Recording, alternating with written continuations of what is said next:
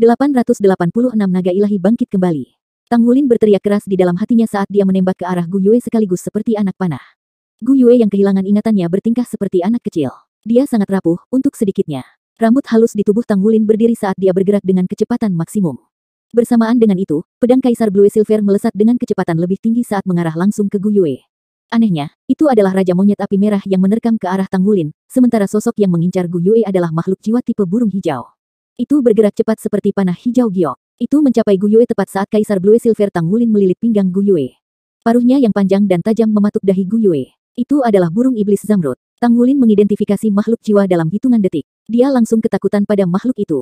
Emerald Demon Bird adalah salah satu makhluk jiwa tipe burung yang paling kejam. Pertumbuhannya bergantung pada penghisapan otak semua makhluk hidup. Setiap makhluk jiwa atau manusia bisa menjadi targetnya meskipun Emerald Demon Bird sangat menyukai otak manusia. Soul Beast bergerak secepat kilat dan berada di urutan teratas dalam hal kecepatan di seluruh dunia Soul Beast. Untungnya, jumlahnya tidak banyak di dunia. Burung iblis Zamrud pernah menyebabkan bencana besar di dunia kuno. Mereka masih makhluk jiwa tipe burung pada saat itu. Dimanapun Emerald Demon Bird ada, semua makhluk hidup dibiarkan berlubang tanpa otak. Itu adalah pemandangan yang menakutkan. Setelah itu, Emerald Demon Bird dimusnahkan dalam operasi yang dilakukan di dunia makhluk jiwa. Mereka dipilih untuk dibunuh di bawah kepemimpinan beberapa raja monster jiwa. Hanya sedikit yang selamat dari pembantaian itu. Sejak saat itu, ancaman burung iblis Zamrud terhadap makhluk hidup di benua itu sangat berkurang. Bahkan ketika burung muncul sesekali, mereka sangat berhati-hati dan waspada. Pengetahuan manusia tentang Emerald Demon Bird masih sedikit, hanya beberapa yang tercatat dalam catatan kuno. Ini karena burung iblis Zamrud menyalahgunakan benua ketika makhluk jiwa menguasai benua. Pada saat itu, burung iblis Zamrud pernah memakan otak naga sejati dan terus berevolusi menjadi pembunuh paling menakutkan di zaman itu. Untuk membalas pembunuhan seekor naga, klan naga yang mendominasi benua selama era itu mengumpulkan kekuatannya untuk membantai burung iblis Zamrud dan memusnahkan mereka sepenuhnya. Pada titik ini, Tang Wulin menahan napas saat melihat kemunculan Emerald Demon Bird. Jika burung itu menembus dahi Gu Yue, bahkan 10 Gu Yue pun tidak bisa bertahan. Apalagi, itu sangat cepat. Tang Wulin mengerahkan seluruh kekuatannya untuk menarik Kaisar Blue Silvernya kembali, sementara dia mengulurkan cakarnya tanpa ragu sedikit pun. Dia melepaskan naga emas Nirvana dan menghantam wilayah di depan Gu Yue. Emerald Demon Bird lebarnya hanya sekitar setengah meter. Namun, dengan sayapnya terbentang, ukurannya lebih dari 1 meter. Seluruh tubuhnya berwarna hijau zamrud sementara paruhnya yang panjang mirip dengan tabung jarum transparan. Kecepatannya begitu cepat sehingga hampir tidak bisa membedakan pergerakannya secara detail. Cakar Nirvana naga emas Tang Wulin sudah beraksi saat Gu Yue ditarik mundur.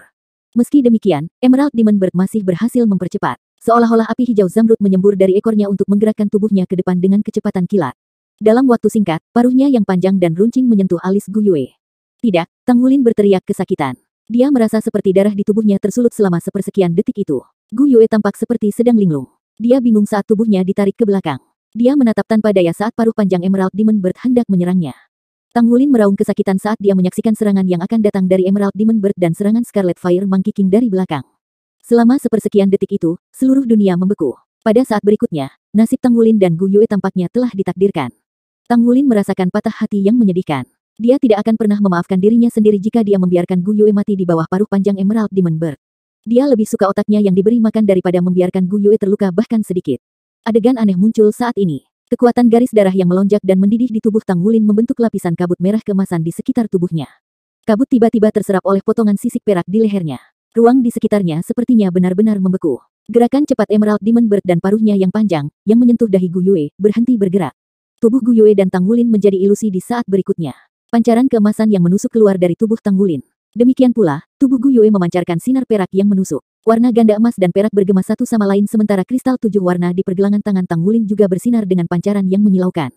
Saat berikutnya, warna emas dan perak menyatu. Kilau 7 warna yang mempesona mekar tiba-tiba. Emerald Demon Bird dan Scarlet Fire Monkey King mulai bergerak secara bersamaan. Burung iblis zamrud tampak seperti meteor hijau zamrud saat menembus ke dalam pancaran 7 warna. Tubuhnya langsung terpental kembali mengikuti suara ding yang garing.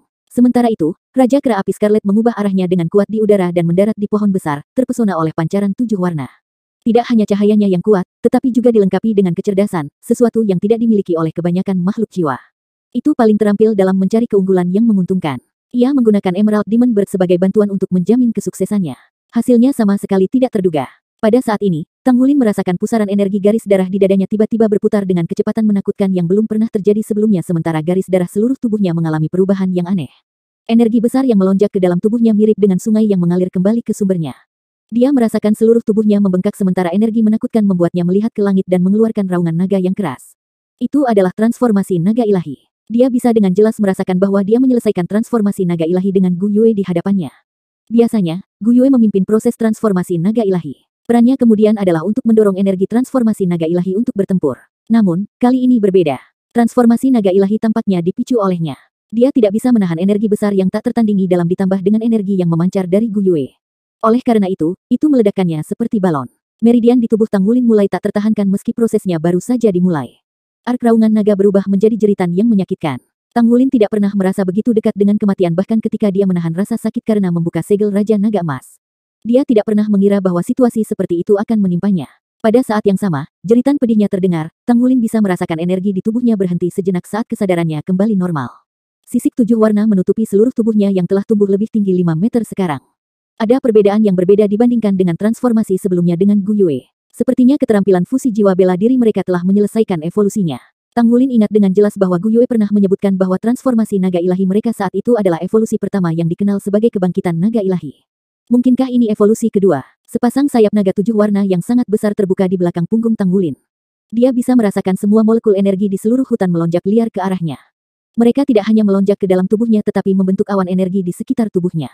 Setiap saat, awan energi selalu siap membantu. Potensi yang belum pernah terjadi sebelumnya dan penambahan keterampilan ini telah membuatnya mampu memobilisasi bahkan kekuatan Gu Ye untuk dirinya sendiri. 887 Dominasi binatang ganda. Raja Kera Api Merah berbalik dan melarikan diri saat melihat Tang Wulin yang berubah, terutama setelah mendengar raungan naga sebelumnya. Itu berubah menjadi bayangan merah keemasan dan bergeser ribuan meter dalam sekejap mata. Burung iblis zamrud bahkan lebih cepat dari monyet. Sejak klan dimusnahkan hanya dengan beberapa Emerald Demon Bird yang tersisa, mereka menjadi lebih terampil dalam melindungi diri mereka sendiri. Itu menyaksikan tanpa daya saat aura lawan menjadi semakin kuat. Kapan harus melarikan diri, jika tidak sekarang? Melarikan diri. Tang Wulin membenci kedua makhluk jiwa itu karena mereka hampir menyebabkan kehilangan kekasihnya sebelumnya. Tangan kanannya melambai sekali di udara menghadap ke arah Emerald Demon Bird. Seolah-olah udara tiba-tiba membeku saat energi menakutkan melonjak dengan liar. Penerbangan Emerald Demon Bird tiba-tiba melambat. Tampak seperti berenang di genangan lem saat berjuang untuk maju tetapi kecepatannya telah sangat melambat. Sayap naga 7 warna di punggung Tang Wulin mengepak sekali. Pada saat berikutnya, dia telah menyusul Emerald Demon Bird sementara cakar naga 7 warna memanjang dan memukul tubuh Emerald Demon Bird. Emerald Demon Bird juga cukup mengesankan dalam pertahanannya. Cahaya hijau dari tubuhnya tiba-tiba bersinar terang dan meletus menjadi lingkaran hijau. Suara ledakan yang menusuk meledak ketika cakar naga 7 warna menghantam halo. Lingkaran hijau hancur berkeping-keping sementara cakar naga 7 warna Tang Wulin pulih dengan terkejut. Basis kultivasi Tang Wulin saat ini dinaikkan setidaknya 3 tingkat berbeda di bawah pengaruh transformasi naga ilahi. Dengan kata lain, dia saat ini adalah pembangkit tenaga listrik yang peringkatnya setara dengan Sol Douluo. Selanjutnya, kekuatan-kekuatan garis keturunannya bahkan lebih menakutkan daripada garis keturunan Raja Naga Emasnya. Emerald Demon Bird luar biasa seperti yang diharapkan.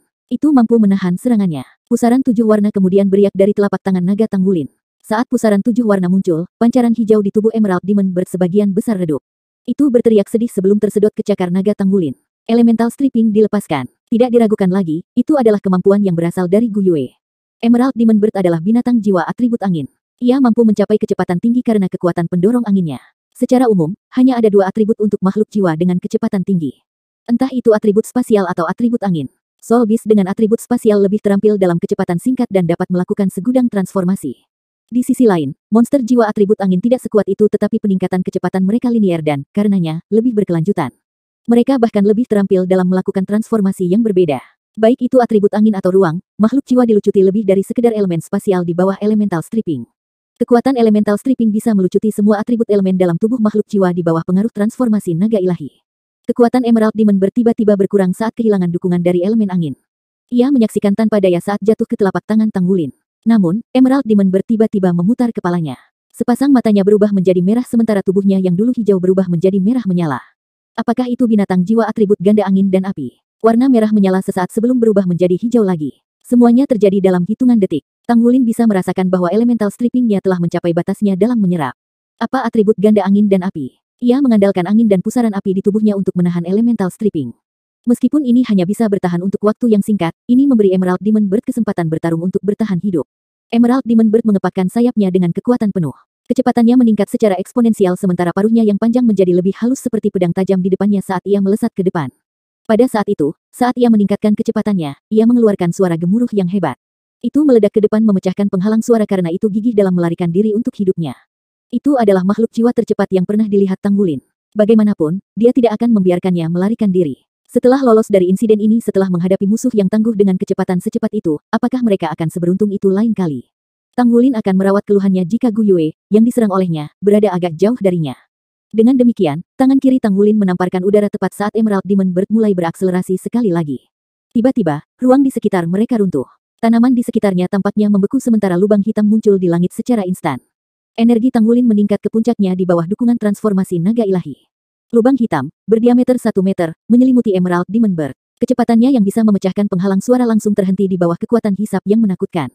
Dusgold Dreadclaw kanan Tang Wulin mengambil kesempatan untuk menyerang ketika burung itu berhenti sejenak. Dusgold Dreadclaw yang tercemar 7 warna menutupi area mengerikan seluas 50 meter persegi. 5 aliran bilah cahaya, masing-masing sepanjang 50 meter, terbuat dari Dusgold dengan pancaran 7 warna yang turun dari langit untuk menghantam tanah dengan hasil apokaliptik. Boom, tubuh Emerald Demon Bird berguling-guling di tanah dengan bulu hijau zamrudnya tersebar di udara. Namun, Tang Wulin terkejut bahwa makhluk jiwa, yang dikenal dengan kecepatannya, memiliki tubuh yang kuat. Itu tidak mati meskipun diserang oleh Dusgold Dreadclaw transformasi naga ilahi Tang Wulin dengan kekuatan penuh. Ia baru saja kehilangan kesadaran dengan luka yang dalam di tubuhnya. Tang Wulin tidak punya waktu untuk menyerang lagi, jadi dia meraih Emerald Demon Bird dengan tangannya.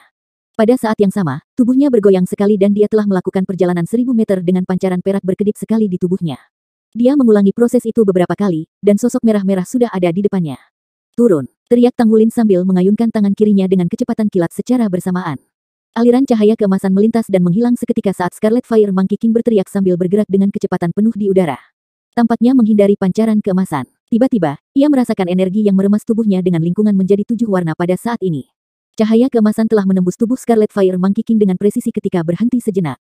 Kekuatan hidup yang tebal dimasukkan ke dalam tubuh Tang Wulin dengan liar saat energi garis keturunan yang kuat ini disempurnakan melalui tombak naga emasnya mengisi kembali energi tubuhnya. Tang Wulin turun dari langit dengan sayap naga 7 warna di punggungnya terbuka lebar saat dia mendarat di tanah. Raja monyet api merah benar-benar dimangsa oleh tombak naga emas hanya dalam beberapa napas hanya menyisakan kulit dan bulunya. Tombak naga emas tetap keemasan tetapi pancarannya ada dalam 7 warna. Kecepatannya dalam melahap kekuatan kehidupan jauh lebih cepat dari sebelumnya. Sama seperti yang diharapkan Tang Wulin, kematian Raja Kera Api Merah tidak meningkatkan basis budidaya energi spiritual dari cincin jiwanya tetapi membentuk cincin jiwa hitam pekat di atas tubuhnya. Itu adalah cincin jiwa 10.000 tahun. Itu adalah makhluk jiwa yang nyata. Tang Wulin menarik napas dalam-dalam. Kesadarannya tersentak saat dia merasakan kekuatannya terkuras dengan cepat dari tubuhnya. Segera setelah itu, sosok terpisah dari tubuhnya, dan dia buru-buru meraih pinggang rampingnya dengan tangan kirinya. Dia tidak lain adalah Gu Yue. Dia tampak kaget selain terlihat pucat. Dia mengedipkan matanya yang besar dan hampir menangis. Gelombang sensasi yang melemah terpancar keluar tetapi Tang Wulin terkejut menemukan bahwa sensasi yang melemah tidak sekuat di masa lalu di mana dia akan kehilangan kesadaran ketika mereka meluncurkan transformasi naga ilahi. Mungkin, itu karena dia telah menyerap 10.000 tahun kekuatan hidup Scarlet Fire Monkey King. Daya tahannya telah meningkat dengan setidaknya 30% dari basis kultivasinya masih tersedia. Dia masih baik-baik saja. Ada Emerald Demon Bird yang belum dia rawat. Akan berbahaya jika dia kehilangan kesadaran sementara Emerald Demon Bird mendapatkan kembali kekuatannya. Tang Wulin melepaskan tangan yang menahan Gu Yue dan mengangkat tangan kirinya untuk memukul tubuh Emerald Demon Bird. Ayah, jangan. Gu Yue berteriak kaget. Cakar naga emas Tang Wulin, yang hanya beberapa inci di atas kepala burung iblis zamrud, berhenti tepat pada waktunya. Apa yang salah? Ketakutan dan keterkejutan di mata Tang Wulin telah menghilang saat dia menatap Gu Yue. Hanya kegembiraan yang tersisa. Gu Yue menyelamatkannya ketika Akademi Shrek diserang dengan amunisi jiwa tetap saat itu.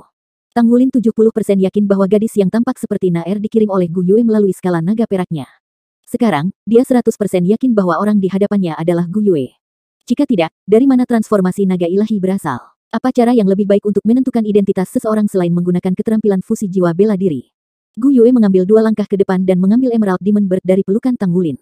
Ini menggemaskan. Tolong jangan sakiti itu. Tang Wulin bergidik saat mendengar kata-kata Gu Yue. Adorable. Makhluk itu hampir memakan otaknya sebelumnya. Namun, dia menyebutnya menggemaskan.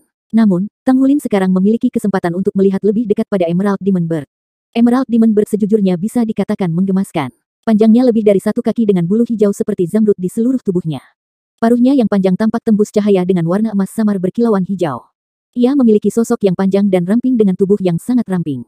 Bentuknya sempurna. Kelopak mata di atas matanya yang tertutup juga berwarna keemasan samar. Ada juga garis lurik emas yang memanjang dari atas kepalanya sampai ke ekornya. 888 ayah sangat kejam. Tang Wulin masih ingat matanya yang merah seperti rubi. Itu akan menjadi patung giok yang sempurna jika berhenti bergerak. Tetap saja, makhluk ini sangat mematikan. Tidak, itu terlalu berbahaya. Apa kau tidak tahu kalau Emerald Demon Bird memakan otak untuk berevolusi sendiri? Tang Wulin berbicara dengan cemas. Tidak, aku tidak akan mengembalikanmu. Gu Yue memegang Emerald Demon Bird dan berbalik dengan punggung menghadap Tang Wulin. Tang Wulin berlari ke depannya dengan sekejap dan berbicara dengan tegas, Gu Yue, dengarkan aku. Ini bukan mainan, hampir membunuhmu. Tidak, ayah sangat kejam. Gu Yue setengah berputar lagi. Tang Wulin tidak bisa berkata-kata. Saya kejam. Itu akan membunuh kita jika aku tidak kejam. Gu Yue, dengarkan aku, baiklah. Emerald Demon Bird adalah binatang burung yang terkenal. Pada zaman kuno, pernah menyebabkan pertumpahan darah yang besar. Saya dapat melihat bahwa Emerald Demon Bird ini berbeda dari apa yang diceritakan dalam catatan kuno, tetapi bahkan lebih kuat. Saya membuatnya pingsan, tetapi itu masih akan mengancam hidup kita setelah ia bangun. Kami bahkan tidak dapat menggunakan transformasi naga ilahi kami lagi, jadi kami akan mati dalam rahangnya pada saat itu. Apakah Anda ingin melihat saya mati? Mengangkat kepalanya, Gu Yue melihat ekspresi serius Tang Wulin dan tangan yang terulur padanya. Dia berkedip dan dia tiba-tiba berkata, saya punya ide yang akan menghentikannya menyakiti kita. Dia tiba-tiba mengangkat tangan dan menarik udara sebelum Tang Wulin bisa menjawab. Aliran garis aneh mulai muncul di udara. Setiap baris berkilauan dengan cahaya perak berkilau seolah-olah hidup. Secara bertahap, garis-garis ini memadat menjadi kitab perak yang jatuh ke kepala Emerald Demon Bird perlahan. Garis-garis itu melonjak ke kepala Emerald Demon Bird saat tubuh burung itu mulai menggigil. Gu Yue membelai bulunya. Zamrud kecil, ini akan segera berakhir. Tang Wulin memandang Gu Yue dengan heran. Dia bisa dengan jelas merasakan bahwa kitab perak mengandung kekuatan spiritual yang luar biasa sehingga dia bahkan tidak bisa merasakan betapa besar kekuatan spiritual yang terkandung dalam kitab suci bahkan dengan basis budidaya spirit abisnya. Dia buru-buru bertanya, Gu Yue, apakah kamu ingat yang lain? Gu Yue menggelengkan kepalanya. Enggak, saya hanya dapat mengingat cara ini untuk membuat Zamrud kecil mengikuti instruksi kami. Saya masih samar-samar mengingat bahwa itu tidak akan menimbulkan masalah lagi sekarang setelah hal ini dilakukan. Ini akan mengikuti arahan saya dengan benar. Tang Wulin masih sedikit khawatir. Apa yang akan kamu lakukan jika gagal? Itu. Aku tidak akan gagal, Gu Yue berbicara dengan kepastian dan keseriusan. Tang Wulin berbicara, kalau begitu, saya berjanji untuk tidak membunuhnya, tapi saya akan mengikatnya dengan Kaisar Blue Silver saya. Kami akan berdiskusi lebih lanjut ketika sudah bangun. Gu Yue jelas tidak mau, tapi dia akhirnya menganggukkan kepalanya setelah melihat ekspresi tekad Tang Wulin. Dia dengan hati-hati memberikan Emerald Demon Bird di tangannya ke Tang Wulin. Tang Wulin tidak berani menggunakan Blue Silver Emperor yang biasa-biasa saja, jadi dia segera melepaskan Gold Song. Gold Song mengibaskan ekornya dan melilit Emerald Demon Bird. Gu Yue tampak sangat bersemangat saat melihat Gold Song. Sepertinya Gold Song berbeda dari sebelumnya. Setelah Tang Wulin memisahkan esensi darahnya dan menembus lapisan ke-9 dari segel Raja Naga Emas, ada tanduk tambahan di dahi Gold Song. Tubuhnya panjangnya 18 meter. Tampaknya sangat baik, tetapi tubuhnya ditutupi sisik naga emas yang tampak persis seperti Tang Wulin, bukan hanya goresan. Itu tampak seperti naga emas kecil yang asli. Sepasang mata seperti kristal emas membuatnya tampak lebih mendominasi dari sebelumnya. Ia mengangkat kepalanya dan memandang Tang Wulin dengan aura bangga dan berani. Tang Wulin bisa merasakan kecerdasan yang membara dari tubuh Gold Song. Anak kecil, yang dulunya adalah jiwa roh yang rusak, tumbuh lebih dan lebih sekarang. Tang Wulin merasa bahwa jika Gold Song dapat mengembangkan sepasang sayap naga suatu hari nanti, maka mungkin itu benar-benar bisa menjadi makhluk yang sangat mirip dengan naga asli. Meskipun Overlord Dragon juga berevolusi mengikuti garis keturunan Tang Wulin yang berkembang, evolusi Overlord berada pada skala yang lebih kecil dibandingkan dengan Gold Song. Salah satu alasannya adalah bahwa naga penguasa itu sendiri terlalu kuat, dan yang lebih penting, itu masih naga darat dan bukan naga sungguhan. Gold Song berbeda karena itu adalah jiwa roh pertama Tang Wulin. Itu bersama Tang Wulin sejak kebangkitan garis keturunannya. Garis darah di tubuhnya benar-benar sama dengan garis keturunan Tang Wulin. Jadi, evolusi Gold Song bahkan lebih murni karena pengaruh Tang Wulin. Tentu saja, jika Tuan Naga bisa mengembangkan sepasang sayap naga juga di masa depan, maka situasinya akan sangat mirip. Keterampilan mereka akan menjadi satu-satunya perbedaan. Tujuan terpenting jiwa-jiwa bagi seorang guru jiwa adalah untuk menyediakan cincin jiwa. Jiwa roh master jiwa biasa tidak terlalu berguna, sementara penggunaan baju besi pertempuran jauh melebihi jiwa roh untuk pembangkit tenaga listrik. Dengan demikian, pembangkit tenaga listrik akan mencurahkan lebih banyak energi mereka untuk mengembangkan baju besi pertempuran. Hanya jiwa roh yang dapat digunakan untuk beberapa cincin jiwa terakhir yang mungkin bisa menjadi cukup kuat, dan kemudian dapat digunakan untuk memberikan bantuan kepada master jiwanya selama pertempuran. Ini juga menjadi alasan mengapa 7 monster Shrek jarang melepaskan jiwa roh mereka selama proses pertarungan. Meskipun jiwa roh yang menyediakan beberapa cincin jiwa pertama akan berevolusi setelah seseorang menyerap energi spiritual dari platform kenaikan roh, skala transformasinya sangat kecil sehingga agak tidak berguna. Hanya Gold Song Tang Wulin yang berbeda karena evolusinya tidak mengikuti evolusi cincin jiwanya, tetapi tumbuh seiring dengan garis keturunan Tang Wulin. Tang Wulin telah menembus lapisan ke-9 dari segel Raja Naga Emas sehingga Gold Song juga benar-benar berbeda sekarang. Tang Wulin meletakkan tangannya di kepala Gold Song. Gold Song menjulurkan lidahnya dan menyentuh telapak tangannya dengan bangga di matanya. Tampaknya untuk menunjukkan kepada Tang Wulin bahwa itu sudah sangat kuat sekarang. Tang Wulin tersenyum. Itu keren. Kamu bisa bergabung dalam pertempuran kita berikutnya. Gold Song mengangguk ke arah Tang Wulin dengan cara yang sangat manusiawi lalu menoleh dan memandang Emerald Demon Bird dengan tatapan tidak baik. Seolah-olah Gold Song sedang mempertimbangkan apakah ia harus menggigit burung itu sampai mati. Gu Yue memelototi Gold Song. Kamu tidak diizinkan untuk melakukannya. Gold Song menatapnya dengan heran di matanya, lalu menundukkan kepalanya seolah setuju. Wajah Gu Yue bersinar dengan kebahagiaan. Burung iblis zamrud terluka cukup parah sehingga tidak akan bangun dalam waktu dekat. Tang Wulin memerintahkan Gu Yue dengan sangat tegas kali ini sehingga dia tidak diizinkan untuk pergi lebih dari 10 meter darinya. Dia kemudian menyilangkan kakinya dan bermeditasi untuk menyembuhkan dirinya sendiri. Kesadarannya tenggelam dalam saat dua pusaran di tubuhnya beredar dan berputar. Pusaran esensi darah jelas telah menyusut, dan itu berputar sangat lambat. Tidak ada keraguan bahwa dia telah mengkonsumsi sejumlah besar energi garis keturunan selama proses transformasi naga ilahi sebelumnya karena pusaran kekuatan jiwanya juga bertindak seperti itu. Namun, Tang Wulin lebih heran karena meridiannya tampak semakin lebar selama proses transformasi.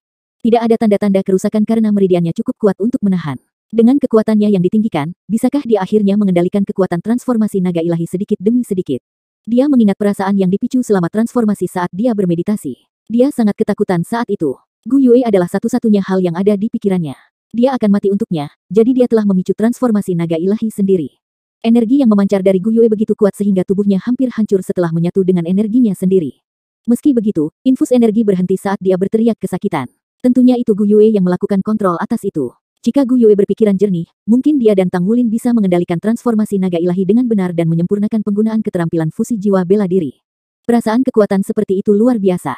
Lebih penting lagi, dengan mengalami kemampuan pada level itu secara langsung, dia pasti akan mendapatkan pemahaman yang lebih baik tentang itu dan merampingkan ketinggiannya sendiri di masa depan. Ia benar-benar membutuhkan waktu lama untuk bermeditasi karena dua alasan.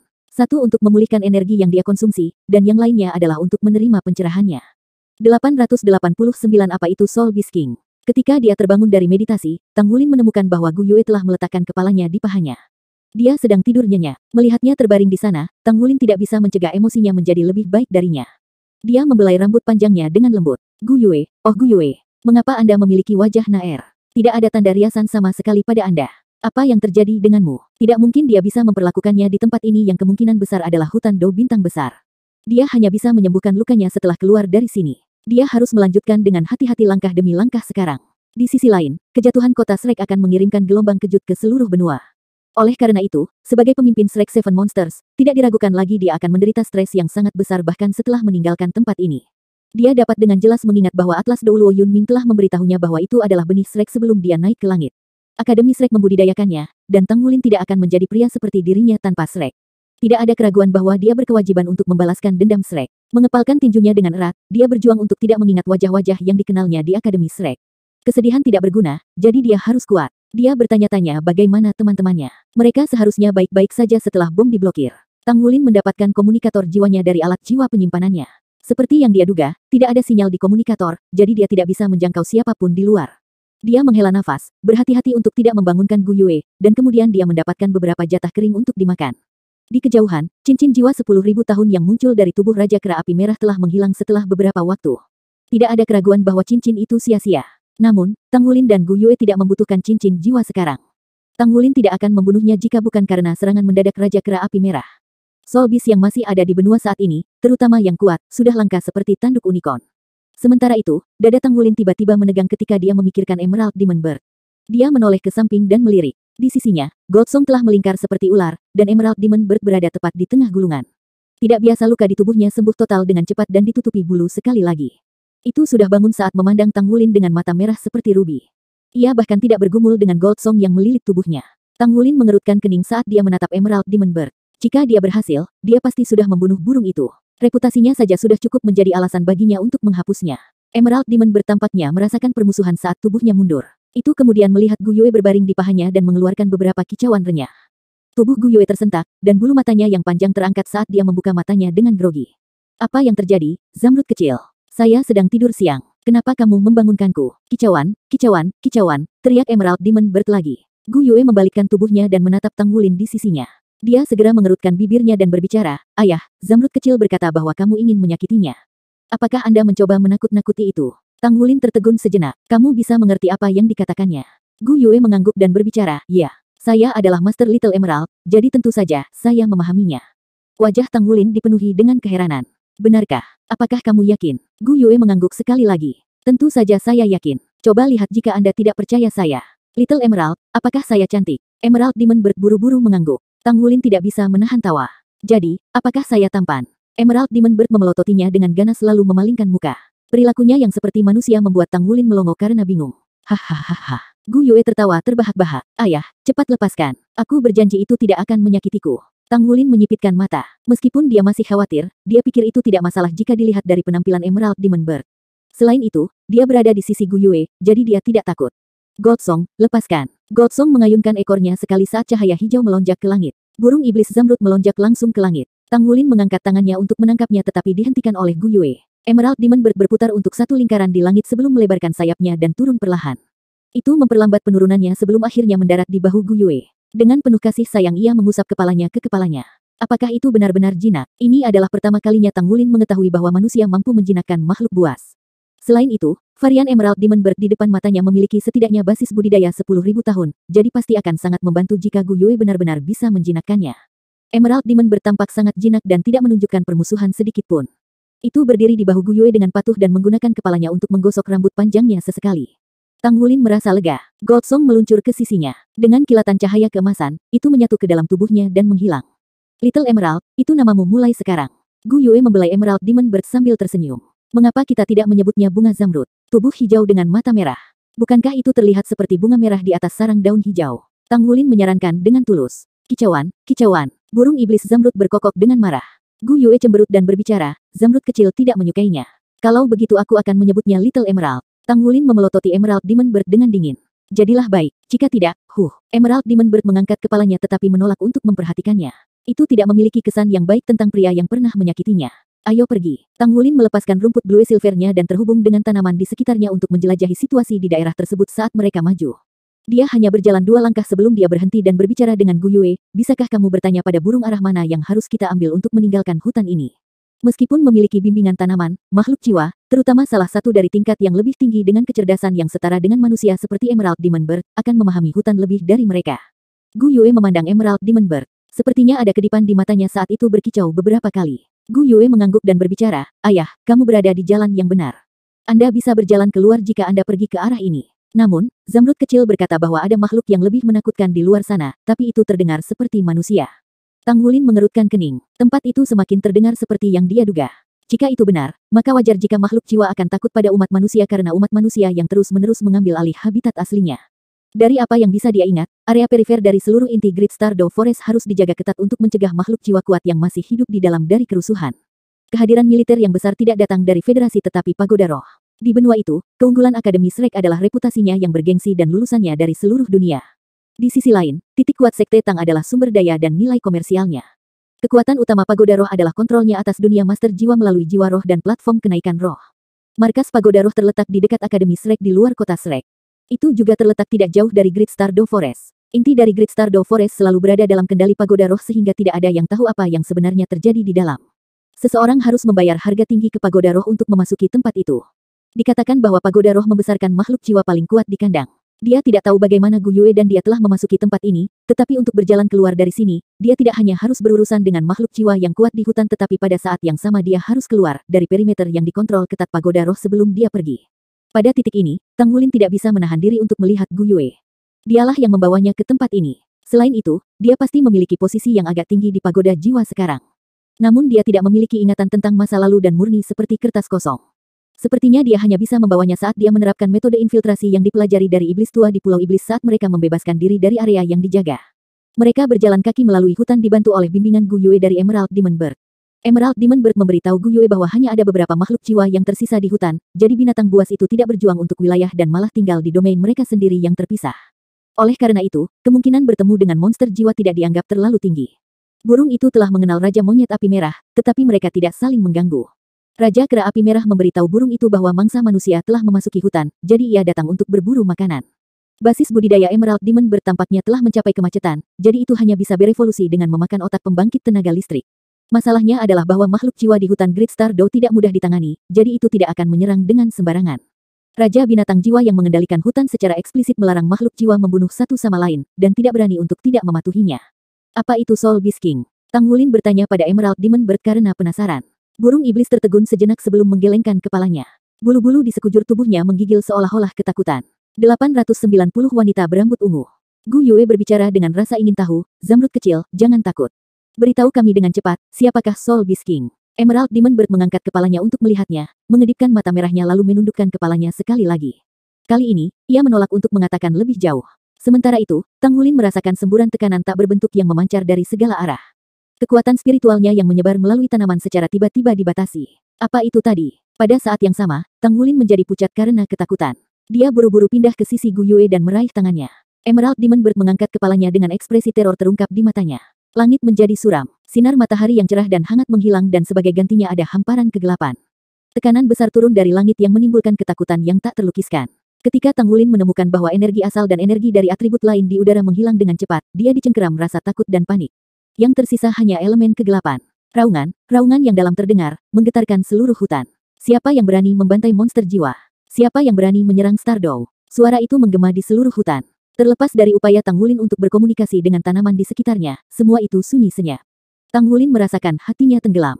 Sombong yang mengerikan seperti itu hanya bisa datang dari makhluk buas dengan basis budidaya 100.000 tahun yang setara dengan judul Douluo umat manusia. Itu adalah makhluk jiwa paling kuat yang pernah ditemui Tang Wulin. Itu adalah gurita kolosal yang ditemui Tang Wulin di laut ketika dia menuju ke kekaisaran bintang Luo yang dapat dibandingkan dengan jarak jauh. Langit benar-benar hitam pekat dengan cahaya ungu yang berkedip-kedip samar. Udara di sekitarnya memiliki perasaan mengerikan yang mencerminkan keberadaan elemen kegelapan yang pekat. Seolah-olah ada nyaring pahit yang tak terhitung jumlahnya bergema pada saat yang bersamaan. Hutan besar yang awalnya dipenuhi dengan sumber kehidupan telah berubah menjadi daerah berhantu dalam beberapa detik. Lingkungan menjadi sangat sunyi bahkan suara kicauan serangga pun hilang. Tang Wulin merasa sulit bernapas. Kekuatan jiwa dan kekuatan esensi darahnya hampir ditekan sampai titik beku. Meskipun dia sangat menyadari bahwa basis kultivasinya tidak berarti apa-apa ketika dia menghadapi pembangkit tenaga listrik sejati, dia masih tidak mau menyerah dalam situasi seperti itu. Dia tidak takut mati, dia juga tidak punya keinginan untuk mati. Dia masih memiliki banyak hal yang harus dilakukan. Selain itu, dia memiliki tanggung jawab yang berat untuk menghidupkan kembali Akademi Shrek. Namun, bisakah dia bertahan ketika dia dihadapkan oleh musuh yang begitu tangguh? Dia tidak bisa melakukannya bahkan jika dia memiliki Gu Yue bersama untuk meluncurkan transformasi naga ilahi. Selain itu, mereka baru saja meluncurkan transformasi naga ilahi lebih awal sehingga mereka tidak mungkin meluncurkannya lagi dalam waktu singkat. Dia menoleh ke samping dan menatap Gu Yue. Dia tampak ketakutan juga saat dia bersembunyi di sisi Tang Wulin dalam penampilan pucatnya yang mengerikan. Dia meraih lengannya dengan erat. Tang Wulin merasa kasihan di dalam hatinya. Akankah mereka akhirnya bersumpah untuk mati pada hari yang sama bersama-sama di hutan binatang jiwa? Tidak, sama sekali tidak. Dia akan melindunginya dengan nyawanya bahkan jika dia harus menghabiskan setetes darahnya yang terakhir. Pada titik ini, aura Tang Wulin yang awalnya ditekan mulai menegaskan kembali dirinya sendiri. Keinginan gigihnya memicu garis keturunannya sekali lagi. Fluktuasi garis keturunannya yang hampir membeku dihidupkan sekali lagi sementara kekuatan jiwanya juga penuh dengan vitalitas. Lingkaran emas berkabut dilepaskan dari tubuhnya. Aku tidak akan pernah membiarkan siapapun menyakitimu sebelum aku mati. Tang Wulin menarik napas dalam-dalam saat baju besi perang satu katanya berbalik dan menutupi seluruh tubuhnya dengan cepat. Dia mengusap tangan kanannya di dahi dan menyulap tombak naga emas di telapak tangannya. Kekuatannya sekarang meningkat secara liar disertai dengan ledakan garis keturunannya. Hah! Suara bingung terdengar di kejauhan. Sementara itu, Tang Wulin melihat jalan setapak terbuka di hutan besar di hadapannya. Jalan setapak berwarna ungu tua jadi dia hanya bisa melihat samar-samar dengan cahaya dari pancaran ungu tua. Sesosok berjalan perlahan dari ujung jalan lainnya. Seluruh tubuhnya tertutup sisik ungu kehitaman. Dia memiliki sosok ramping dengan payudara bulat yang sempurna dan kaki yang panjang. Bagian atas dadanya terbuka untuk memperlihatkan kulit putih bersalju dan belahan dalam di antara payudaranya. Rambut panjang ungu hitamnya tergerai longgar di belakang punggung dan menjauh dari tubuhnya bahkan tanpa angin bertiup. Wajahnya yang indah sangat menawan dengan mata ungunya yang dalam. Bibirnya, sebaliknya, berwarna ungu cerah. Skala hitam tinta di dahinya beriak dengan lapisan cahaya ungu mengalir ke atas kepalanya. Tang Wulin menarik napas dingin saat melihat penampilannya. Awalnya, dia menganggapnya sebagai makhluk jiwa 100.000 tahun, tetapi sekarang, dia benar-benar yakin bahwa orang di hadapannya berada di puncak keberadaannya di dunia makhluk jiwa dengan basis budidaya lebih dari 200.000 tahun. Itu adalah binatang buas yang tiada bandingannya. Dia telah mengumpulkan pengetahuan yang sangat banyak tentang binatang buas ketika dia belajar di Akademi Shrek. Pada saat itu, Tang Wulin sangat tertarik, jadi dia melakukan penelitian sendiri. Itu dianggap mencapai batas ketika binatang jiwa bisa berkultivasi ke basis budidaya 100.000 tahun. Pada saat itu, hanya ada dua cara agar jiwa binatang bisa terus meningkat. Metode pertama adalah mengolah menjadi bentuk manusia dan menghilangkan kerangka binatangnya untuk memiliki kekuatan pemahaman dan kecerdasan yang lebih tinggi bagi umat manusia. Kemudian, itu bisa menjadi dewa setelah menembus batas dunia ini. Namun, tampaknya ada aturan bahwa makhluk jiwa tidak akan pernah bisa menjadi dewa, seperti cerita yang pernah diceritakan oleh Gu Yue. Mayoritas jiwa binatang tidak akan memilih jalan ini. Bagaimanapun, usia manusia tidak pernah bisa melebihi 200 tahun tidak peduli seberapa kuat orang itu. Jika jiwa binatang gagal menerobos menjadi dewa, maka, seperti manusia, itu hanya akan menjadi bagian dari sejarah. Jalan lain adalah dengan menerobos kemacetan ratusan ribu tahunnya. Tahap ini termasuk mengatasi hukuman surga. Hukumannya akan 100.000 tahun kemudian. Tubuh dan roh binatang jiwa akan binasa bersama jika binatang jiwa gagal menerobos. Untuk makhluk jiwa yang cukup percaya diri, mereka akan memilih jalan yang terakhir. Jika mereka berhasil, mereka akan hidup 100.000 tahun lagi setelah terobosan. Pada saat yang sama, kekuatan jiwa binatang akan meningkat pesat setelah menembus kemacetan untuk menjadi binatang. Jika monster jiwa 100.000 tahun sama dengan judul Douluo, maka binatang itu akan sama dengan Hyper Douluo. Seekor binatang buas dengan usia kultivasi yang lebih lama dan terobosan yang lebih sukses di leher botol akan memiliki kekuatan yang lebih menakutkan. Pernah ada seekor binatang buas dengan basis budidaya lebih dari 1 juta tahun yang disebutkan dalam legenda yang menembus kemacetan 10 kali. Di sisi lain, ada binatang yang mampu berubah menjadi bentuk manusia tanpa memilih jalur pembudidayaan menjadi manusia. Orang, di depan matanya, yang memancarkan aura ganas tidak diragukan lagi adalah makhluk jiwa. Dia juga mampu berubah menjadi manusia dan tampil sempurna. Dia harus menjadi binatang buas dengan setidaknya 200.000 tahun basis kultivasi yang akan sama dengan Hyper Douluo umat manusia. Di sisi lain, Tang Wulin hanya setara dengan monster jiwa 7 cincin bahkan dengan baju besi pertempuran satu kata. Selain itu, dia hanyalah seorang Soul Sage 7 cincin tanpa avatar jiwa bela diri. Tidak peduli betapa berbakatnya dia tidak mungkin melawan orang di hadapannya meskipun orang itu adalah makhluk jiwa tipe naga. Wanita itu semakin dekat, cahaya ungu pekat di matanya mengalir keluar ke sisi tubuhnya. Semakin dekat dia, semakin kuat tekanan yang diberikan pada Tang Wulin. Kabut cahaya keemasan yang dipancarkan dari tubuh Tang Wulin semakin meluas. Tang Wulin sadar bahwa tekanan sudah mendekati batas daya tahannya. Itu adalah kekuatan dari kemauannya yang tak tergoyahkan yang mendukung garis keturunan untuk terus mengeluarkan aura kuat untuk menahan tekanan lawan. Manusia kecil mungil, kau memiliki keberanian untuk datang ke hutan Great Star Doku dan membantai makhluk jiwaku. Beraninya kamu, memperingatkan wanita berambut ungu itu. Dia berhenti berjalan tiba-tiba ketika dia berada sekitar 50 meter dari Tang Wulin. 891 pancaran 7 warna dari gelang. Tiba-tiba, pupil matanya mengerut sejenak seolah-olah dia telah melihat sesuatu yang membuatnya bingung. Tang Wulin menyilangkan tombak naga emas di tangannya dan berbicara dengan suara yang dalam, aku tidak bermaksud menyinggungmu. Saya juga tidak tahu bagaimana kami bisa sampai di sini karena saya tidak sadarkan diri. Raja Kera Api Scarlet menyerang kami tanpa dorongan apapun dari pihak kami. Kami membunuhnya untuk membela diri. Wanita berambut ungu itu mengerutkan kening, tetapi dia tidak berbicara lebih jauh. Selanjutnya, tekanan yang memancar dari tubuhnya melemah. Sementara itu, Gu Yue menjulurkan kepalanya dari belakang Tang Wulin saat dia melihat wanita itu dengan rasa ingin tahu. Mereka berdiri menatap satu sama lain ketika tubuh wanita itu bergetar sekali. Kejutan hebat melintas di matanya. Dia akan mengatakan sesuatu secara tidak sadar tapi dia tertegun sesaat ketika dia melihat tatapan Gu Yue. Siapa namamu? Wanita berambut ungu itu bertanya dengan suara yang dalam. Tang Wulin berbicara, saya Tang Wulin dan ini adalah pacar saya, Gu Yue. Kami tidak bermaksud menyinggung perasaan Anda, tetapi jika Yang Mulia mengizinkan kami pergi, saya bersedia memberikan barang-barang berharga saya sebagai gantinya. Wanita itu menatapnya seolah dia tenggelam dalam pikirannya. Niat membunuh yang awalnya dilepaskan dari tubuhnya ditundukkan seolah-olah dia tersentuh oleh kata-kata Tang Wulin. Bertukar, apa yang Anda tukarkan dengan saya? Dia merenung saat menanyakan pertanyaan itu. Dari sudut pandangnya, akan lebih mudah membunuh Tang Wulin. Namun, dia mengenali identitasnya sebelumnya, tetapi yang lebih penting, dia melihat Gu Yue berdiri di belakang Tang Wulin. Ini merepotkan. Tang Wulin tertegun sejenak. Tepat sekali. Apa yang bisa saya tawarkan sebagai gantinya? Tidak banyak item yang membuatku tertarik sebagai binatang buas di luar masanya. Dia kebanyakan membawa logam langka. Harta surga dan bumi yang dia kumpulkan sangat berharga baginya, tetapi dia takut itu tidak berarti apa-apa bagi seekor binatang buas yang telah tinggal di Great Stardew Forest selama ratusan ribu tahun. Tang Wulin tiba-tiba mendapat ide. Apakah kamu dari klan naga? Wanita berambut ungu itu sedikit mengangkat alisnya. Tepat sekali. Saya dari klan naga iblis neraka. Tidak ada gunanya menyembunyikan identitasnya. Pada kenyataannya, orang sebelum Tang Wulin menduduki peringkat ke-9 di antara 10 binatang besar ribuan tahun yang lalu. Dia tepatnya adalah Raja Naga Iblis Neraka. Selama waktu itu, dia adalah pemimpin dari 10 binatang besar bersama dengan Raja Naga Hitam bermata emas di Tian.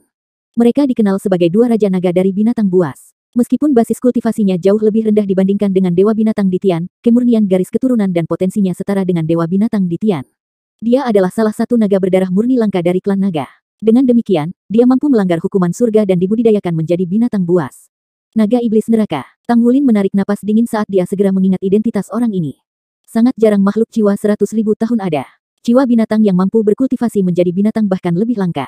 Naga Iblis Neraka di hadapannya bukan hanya mitos. Itu benar-benar ada. Saat dia memikirkan hal ini, dia tidak berani lengah karena takut pihak lain akan menyerangnya. Sangat penting baginya untuk tetap hidup. Selain itu, ada Gu Yue di sisinya. Dia mengangkat tangannya dan melepas gelang dari pergelangan tangannya. Dia berbicara dengan suara yang dalam, saya pernah mengunjungi kuburan klan naga di benua lain. Saya mendapatkan gelang ini dari sana. Mungkin berguna bagimu. Gelang itu memancarkan pancaran 7 warna lembut. Jika seseorang melihat lebih dekat, dia benar-benar bisa merasakan aura klan naga di atasnya. Raja Iblis Neraka mengangkat alisnya yang menawan saat dia mengangkat tangannya dan melambai ke Tang Wulin dengan lembut. Semburan isap lembut menuntun gelang itu terbang ke arahnya. Gelang itu menyelesaikan jarak 50 meter dalam sekejap mata dan jatuh ke telapak tangan neraka naga iblis. Namun, sesuatu terjadi selama sepersekian detik ketika gelang itu bersentuhan dengan telapak tangannya. Tiba-tiba, situasi yang tidak pernah mereka duga terjadi. Kristal 7 warna yang tampak biasa tiba-tiba bersinar terang. Pancaran sinar 7 warna yang sangat intens melonjak ke langit. Dunia sekarang yang gelap seperti tinta segera berubah menjadi dunia yang tercemar dengan 7 warna yang mempesona. Seolah-olah ada naga raksasa yang tak terhitung jumlahnya yang meraung keras. Raja Naga Iblis Neraka berteriak kesakitan saat gelang itu terlepas dari tangannya. Bintik-bintik pancaran 7 warna memadat perlahan untuk berubah menjadi bayangan raksasa 7 warna. Bayangan 7 warna itu tampak seperti naga dengan sikap sombong tertinggi. Bahkan Raja Naga Iblis Neraka yang kuat membungkuk dengan tangan dan lututnya di tanah seketika. Seluruh tubuhnya menggigil hebat, tapi dia tidak bisa bergerak sama sekali. Seolah-olah dia menahan tekanan yang tak tertahankan. Di sisi lain, Tang Wulin tertegun. Sebaliknya, dia tidak merasakan apapun yang membuatnya benar-benar berbeda dari Raja Naga Iblis Neraka. Tidak banyak yang berubah kecuali tekanan yang diberikan oleh Raja Naga Iblis Neraka telah benar-benar lenyap. Tang Wulin merasa sangat nyaman berjemur di pancaran 7 warna. Bahkan Gu Yue yang berdiri di belakangnya sekarang berdiri di sisinya. Ada pandangan bingung di matanya yang sepertinya tenggelam dalam pikirannya. Kristal 7 warna meluas di langit, dan pada saat berikutnya, itu berubah menjadi aliran lampu 7 warna yang kembali ke pergelangan tangan Tang Wulin.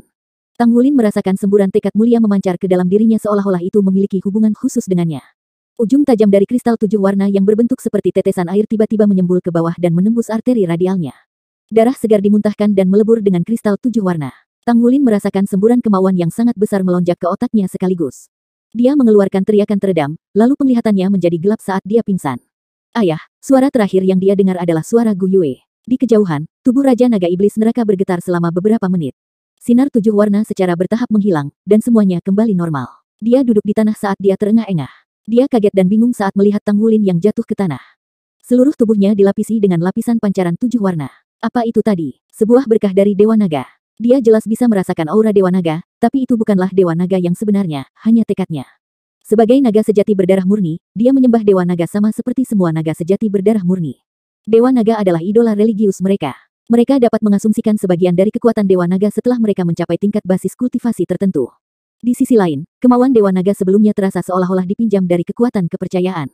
Bagaimanapun juga, semua anggota klan naga sadar bahwa Dewa Naga sudah tidak ada lagi. Namun, keyakinan pada keyakinan seperti itu ada meskipun keyakinan itu tidak dapat dimanifestasikan bahkan oleh 100 Raja Naga Iblis Neraka. Penurunan kekuatan kemauan Dewa Naga hanya dapat muncul kembali pada tahun-tahun itu selama periode kemakmuran yang luar biasa dari klan naga. Bagaimana ini mungkin? Bagaimana mungkin itu bisa terjadi pada tubuh manusia karena bahkan yang mulia tidak bisa melakukan itu? Pada saat yang sama dia merasa terkejut di dalam hatinya, dia tidak bisa menahan diri untuk tidak menatap Gu Yue. Gu Yue juga diliputi kepanikan saat dia memanggil Tang Wulin yang terbaring di tanah. Ayah, apa-apaan? Raja Naga Iblis Neraka sedang menatap Gu Yue yang berteriak dengan cemas dengan bingung. Dia bangkit dari tanah dan berjalan ke sisi Gu Yue dan Tang Wulin dengan langkah cepat. Namun, dia tidak berani terlalu dekat karena pancaran 7 warna bersinar di tubuh Tang Wulin. Yang mulia, serunya lembut. Gu Yue mengangkat kepalanya tanpa sadar dengan air mata membasahi matanya. Kamu orang jahat, mengapa Anda menyakiti ayah saya? Aku membencimu. Apa? Mata Raja Naga Iblis Neraka melebar. Dia tidak percaya semua yang terjadi di hadapannya. Apakah Gu Yue masih yang mulia yang kata-kata heroiknya begitu berpengaruh? Tidak, pasti ada yang salah di sini. Pada titik ini, dia tidak berani lengah saat dia melayang ke langit dan berubah menjadi aliran cahaya ungu sebelum menghilang. Masalahnya sudah di luar keputusannya. Langit menjadi cerah dan cerah sekali lagi saat sinar matahari menyinari tanah. Hutan itu penuh dengan kehidupan dan vitalitas di bawah sinar matahari. Sumber kehidupan yang padat bergema di udara. Semuanya telah kembali normal. Sinar 7 warna terus bergema di sekitar tubuh Tang Wulin. Dia tidak sadarkan diri, tetapi dia tampak seperti baru saja tertidur. Tidak butuh waktu lama sebelum angka-angka itu tiba dengan diam-diam. Ada 4 dari mereka yang datang berturut-turut. Salah satunya adalah Raja Naga Iblis Neraka yang pergi lebih awal. Di antara 3 lainnya adalah 2 laki-laki dan 1 perempuan. Wanita itu juga sangat cantik. Dia mengenakan gaun hijau zamrud panjang yang melengkapi sumber hidupnya yang membuatnya tampil baik dan ramah. Dari 2 pria tersebut, yang satu adalah pemuda tampan tetapi memiliki energi jahat di sekelilingnya, sedangkan yang lainnya adalah pria parubaya dengan temperamen yang kuat. 892 Negeri Impian. Pria parubaya itu rupanya adalah pemimpin dari keempatnya. Rambutnya gelap, tapi dia memiliki kunci emas panjang menutupi pipinya. Kedatangannya seakan membuat hutan besar yang mengelilingi mereka menjadi sunyi. Dia tidak perlu menunjukkan kekuatan apapun, karena kehadirannya saja sudah cukup. Yang mulia, pria parubaya dengan hormat menyapa Gu Yue segera setelah melihatnya. Gu Yue mengangkat kepalanya dengan ketakutan di matanya. Siapa-siapa kalian semua? Jangan sakiti ayahku. Kelompok 4 orang itu merasa seperti telah berubah menjadi batu. Mereka berdiri di sana bingung apakah mereka harus tertawa atau menangis. Pemuda tampan itu bertanya kepada pria parubaya, "Kakak, apa yang terjadi dengan Yang Mulia?" Tang Wulin sudah pingsan, dan tampak jelas bahwa Gu Yue tidak berpura-pura perilakunya. Pria parubaya melangkah maju dan berdiri di depan Gu Yue. Meringkuk, dia segera menundukkan kepalanya dan menerkam ke Tang Wulin dalam upaya untuk melindunginya dengan tubuhnya sendiri. Dalam hal ini, Gu Yue secara alami jatuh ke dalam pancaran 7 warna. Cahaya itu baru saja menyentuh tangan pria parubaya itu, tapi seluruh tubuhku langsung bergetar hebat. Dia mundur beberapa langkah dengan ekspresi terkejut di wajahnya. 3 orang lainnya bahkan lebih heran dengan apa yang mereka saksikan. Mereka tahu betul siapa pria ini dan betapa mengesankannya basis kultivasinya, namun dia terpana oleh cahaya 7 warna yang lembut ini. Pancaran 7 warna ini begitu kuat. Seperti yang kupikirkan, itu adalah kekuatan kehendak Dewa Naga. Pria parubaya itu mengerutkan kening, tapi bagaimana kekuatan kemauan turun padanya? Dia manusia bahkan jika dia memiliki garis darah Raja Naga Emas di tubuhnya. Ini bukan rekondisi binatang jiwa. Keturunan Raja Naga Emas memang luar biasa, namun dari mana kekuatan kehendak Dewa Naga ini berasal? Wanita berambut ungu itu tersenyum paksa. Aku belum pernah melihat kehendak Dewa Naga yang begitu kuat dalam hidupku. Ditian, apa yang harus kita lakukan? Ya, pria parubaya di hadapannya ini dikenal sebagai Dewa Binatang Jiwa, pemimpin dari 10 binatang besar, Raja Naga Hitam bermata emas Ditian. Ditian menyipitkan matanya dan berbicara kepada pemuda itu, roh iblis, tolong angkat yang mulia. Aku akan memeriksa tubuh yang mulia sebentar. Pemuda itu tertegun sejenak. Kakak, kamu bahkan tidak bisa melakukannya sendiri. Bagaimana bisa saya? Ditian berbicara, kekuatan kehendak Dewa Naga hanya mampu memiliki efek memesona pada kita dari klan naga. Anda tidak memiliki garis keturunan klan naga, jadi itu akan baik-baik saja untuk Anda. Namun, Anda tidak bisa menyakitinya selama kita di sini. Jika kau mencobanya, kehendak Dewa Naga akan memaksa kita untuk melindunginya. Pemuda itu berbicara dengan heran, sungguh luar biasa bahwa itu akan menjadi sangat kuat. Sudah lama sekali sejak kita mengalami pergantian peristiwa yang begitu menarik, tapi kupikir kakak berkata bahwa anak itu harus dibunuh. Yang mulia mungkin bisa mendapatkan kembali kekuatan Dewa Naga dengan membunuhnya. Senyum pahit muncul di wajah Ditian. Keputusan dibuat oleh Yang Mulia. Bahkan lebih sulit untuk mengatakan sekarang bahwa ada kekuatan kehendak Dewa Naga di tubuhnya. Mungkin, kondisinya sekarang juga diatur oleh Yang Mulia. Pemuda itu berjalan dengan langkah cepat ke sisi Ditian saat dia mengulurkan tangannya dan menarik Gu Yue. Cahaya hijau samar beredar di sekujur tubuhnya. Meskipun cahayanya sangat ringan, jelas bahwa Gu Yue tidak bisa menahannya sama sekali. Gu Yue mencoba yang terbaik untuk berjuang, tetapi karena ditutupi lampu hijau, dia tidak bisa bergerak sedikit pun. Ditian mengulurkan tangannya dan menekannya ke dahi Gu Yue dengan kilau lembut berkedip di ujung jarinya. Penglihatan Gu Yue segera mulai meredup, tetapi ketika energi mengalir dari telapak tangan Ditian ke dirinya, lapisan sisik perak halus muncul di tubuhnya. Sesaat kemudian, Ditian menarik tangannya seolah lega. Yang mulia baik-baik saja. Saya pikir dia sangat terganggu sehingga roh primordialnya juga terganggu. Ingatannya kacau. Mengingat kemampuan penyembuhan dirinya yang kuat, tidak butuh waktu lama sebelum Yang Mulia kembali normal, bahkan tanpa bantuan apapun. Istilah umat manusia untuk kondisinya adalah amnesia global sementara. Sisanya dari ketiganya merasa tenang. Raja Naga Iblis Neraka tidak bisa menahan tawa dan berkata, begitu. Aku menggigil ketakutan ketika Yang Mulia memanggilnya ayah. Jadi apa yang kita lakukan sekarang, Ditian? Ditian merenung sejenak sebelum dia berbicara, masalahnya sudah di luar jangkauan kita, jadi biarkan Yang Mulia menangani ini sendiri. Yang Mulia tidak akan disakiti, bagaimanapun juga. Semua ini tidak akan menjadi masalah setelah ingatannya pulih secara alami. Di sisi lain, kita hanya bisa terus mengamati manusia bernama Tang Wulin. Munculnya kekuatan kehendak Dewa Naga di tubuhnya harus terkait dengan Yang Mulia. Aku bisa mengerti penolakan Yang Mulia untuk membunuhnya sekarang. Itu pasti karena dia mencoba menumbuhkan kekuatan kehendak Dewa Naga. Yang Mulia dapat mencapai hal-hal besar di masa depan ketika dia menggabungkan kekuatan Raja Naga Emas untuk membangkitkan Dewa Naga dengan kekuatan yang dimilikinya. Pada titik itu, kita dapat membangun alam ilahi sejati, seperti hak makhluk jiwa di benua Douluo ini, dan keluar dari bawah kaki umat manusia. Mengepalkan tangan mereka erat-erat, mata Great Soul Beast lainnya terbakar dengan semangat yang menyala-nyala saat mendengar kata-katanya. Mereka berempat mundur dengan tenang, dan cahaya hijau di tubuh Gu Yue memudar. Baru pada saat itulah burung iblis Zamrud, dengan bulu hijau Zamrudnya, berani keluar dari rambut peraknya yang panjang. Ia melihat ke arah sosok yang menghilang di kejauhan, masih merasakan ketakutan di dalam hatinya. Sepanjang waktu, Tang Wulin selalu bermimpi. Dia memimpikannya banyak hal. Ada naga raksasa yang melayang di langit di atas sebuah pulau besar yang meluas hingga tak terbatas. Naga memiliki sisik dengan banyak warna, dengan ukuran tubuh yang berbeda dan ciri yang unik. Di tanah, Raja Naga Gunung Raksasa jatuh ke laut dan berubah menjadi benua. Di langit, Raja Naga Suci meraung ke langit dengan kekuatannya yang tak tertandingi yang memukau seluruh benua. Naga air melonjak ke langit sebelum menyelam ke laut terus-menerus, menciptakan gelombang air yang hebat. Semua hal di bumi menyerahkan diri ke rumah naga sejati. Itu adalah pemandangan yang luar biasa untuk klan naga yang menang. Dia lupa waktu ketika langit tiba-tiba menjadi merah. Bola api yang sangat besar turun ke atas mereka, jatuh ke laut dan darat. Naga raksasa itu naik ke langit dan menggunakan tubuh besar mereka untuk memblokir bola api. Bola api pecah dan membawa bencana yang tak terhitung jumlahnya. Hutan terbakar, sungai mengering dan tanah terbuka. Seluruh dunia sepertinya runtuh setelah diserang oleh bola api yang tak terhitung jumlahnya. Naga raksasa menggunakan tubuh mereka untuk menghentikan serangan dan menggunakan kekuatan mereka untuk menjaga seluruh dunia. Tubuh mereka jatuh dari langit tanpa henti. Mereka sepertinya mengerang ke langit dan memanggil sebuah nama. Sinar 7 warna turun sebagai naga 7 warna raksasa namun seperti hantu yang melayang di udara. Itu memblokir sebagian besar bola api, jadi, dengan usaha keras, kiamat dahsyat bisa dicegah pada akhirnya. Meski begitu, klan naga telah jatuh. Naga sungguhan menderita sejumlah besar kematian, dan mengingat kesulitan klan untuk bereproduksi, ini pasti berarti mereka jatuh dari puncak kekuatan mereka hampir seketika. Mayat naga raksasa yang tak terhitung jumlahnya menyelimuti seluruh bumi. Di mana-mana dipenuhi genangan darah naga. Klan lain yang dilindungi oleh klan naga mulai bermutasi setelah berendam dalam darah naga.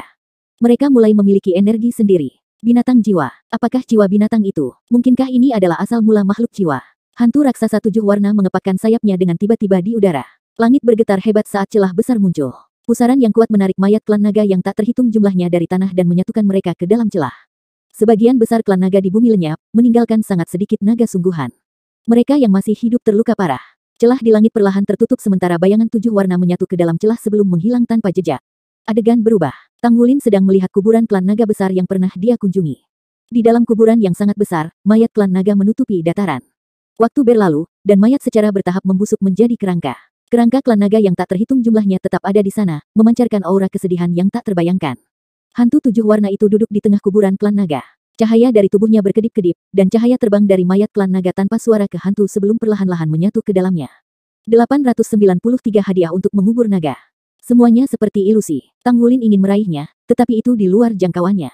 Oh, suara teriakannya sendiri mengejutkan Tang Wulin yang terbangun, dan dia tiba-tiba duduk dengan Gu Yue di sisinya. Ayah, ayah, Gu Yue buru-buru meraih tangannya. Tang Wulin terengah-engah dan kemudian dengan cepat mengamati sekelilingnya. Dia masih berada di dalam hutan, tapi Raja Naga Iblis Neraka telah lenyap tanpa jejak. Dia menarik napas dalam beberapa kali untuk menenangkan emosinya yang panik, dan dia perlahan-lahan menjadi rileks. Dia segera menyadari bahwa dia dan Gu Yue masih hidup. Itu pasti terkait dengan cahaya 7 warna yang dilepaskan gelangnya sebelumnya. Dia berasumsi bahwa Raja Naga Iblis Neraka lari ketakutan setelah dia dikejutkan oleh pancaran gelang itu. Gelang. Tang Wulin menunduk dan melihat pergelangan tangannya. Gelang itu tetap tergantung di pergelangan tangannya dengan tenang dengan permata 7 warna yang bersinar samar. Sepertinya tidak ada perubahan sama sekali. Namun untuk beberapa alasan, tampaknya telah membentuk ikatan yang aneh dengan Tang Wulin. Dia tidak tahu apa itu, tapi ada sesuatu yang berbeda. Terima kasih. Terima kasih telah menyelamatkan Gu Yue dan aku, Tang Wulin berbicara dari lubuk hatinya. Dia sadar bahwa ini adalah hadiah yang diberikan oleh tulang naga dari kuburan klan naga.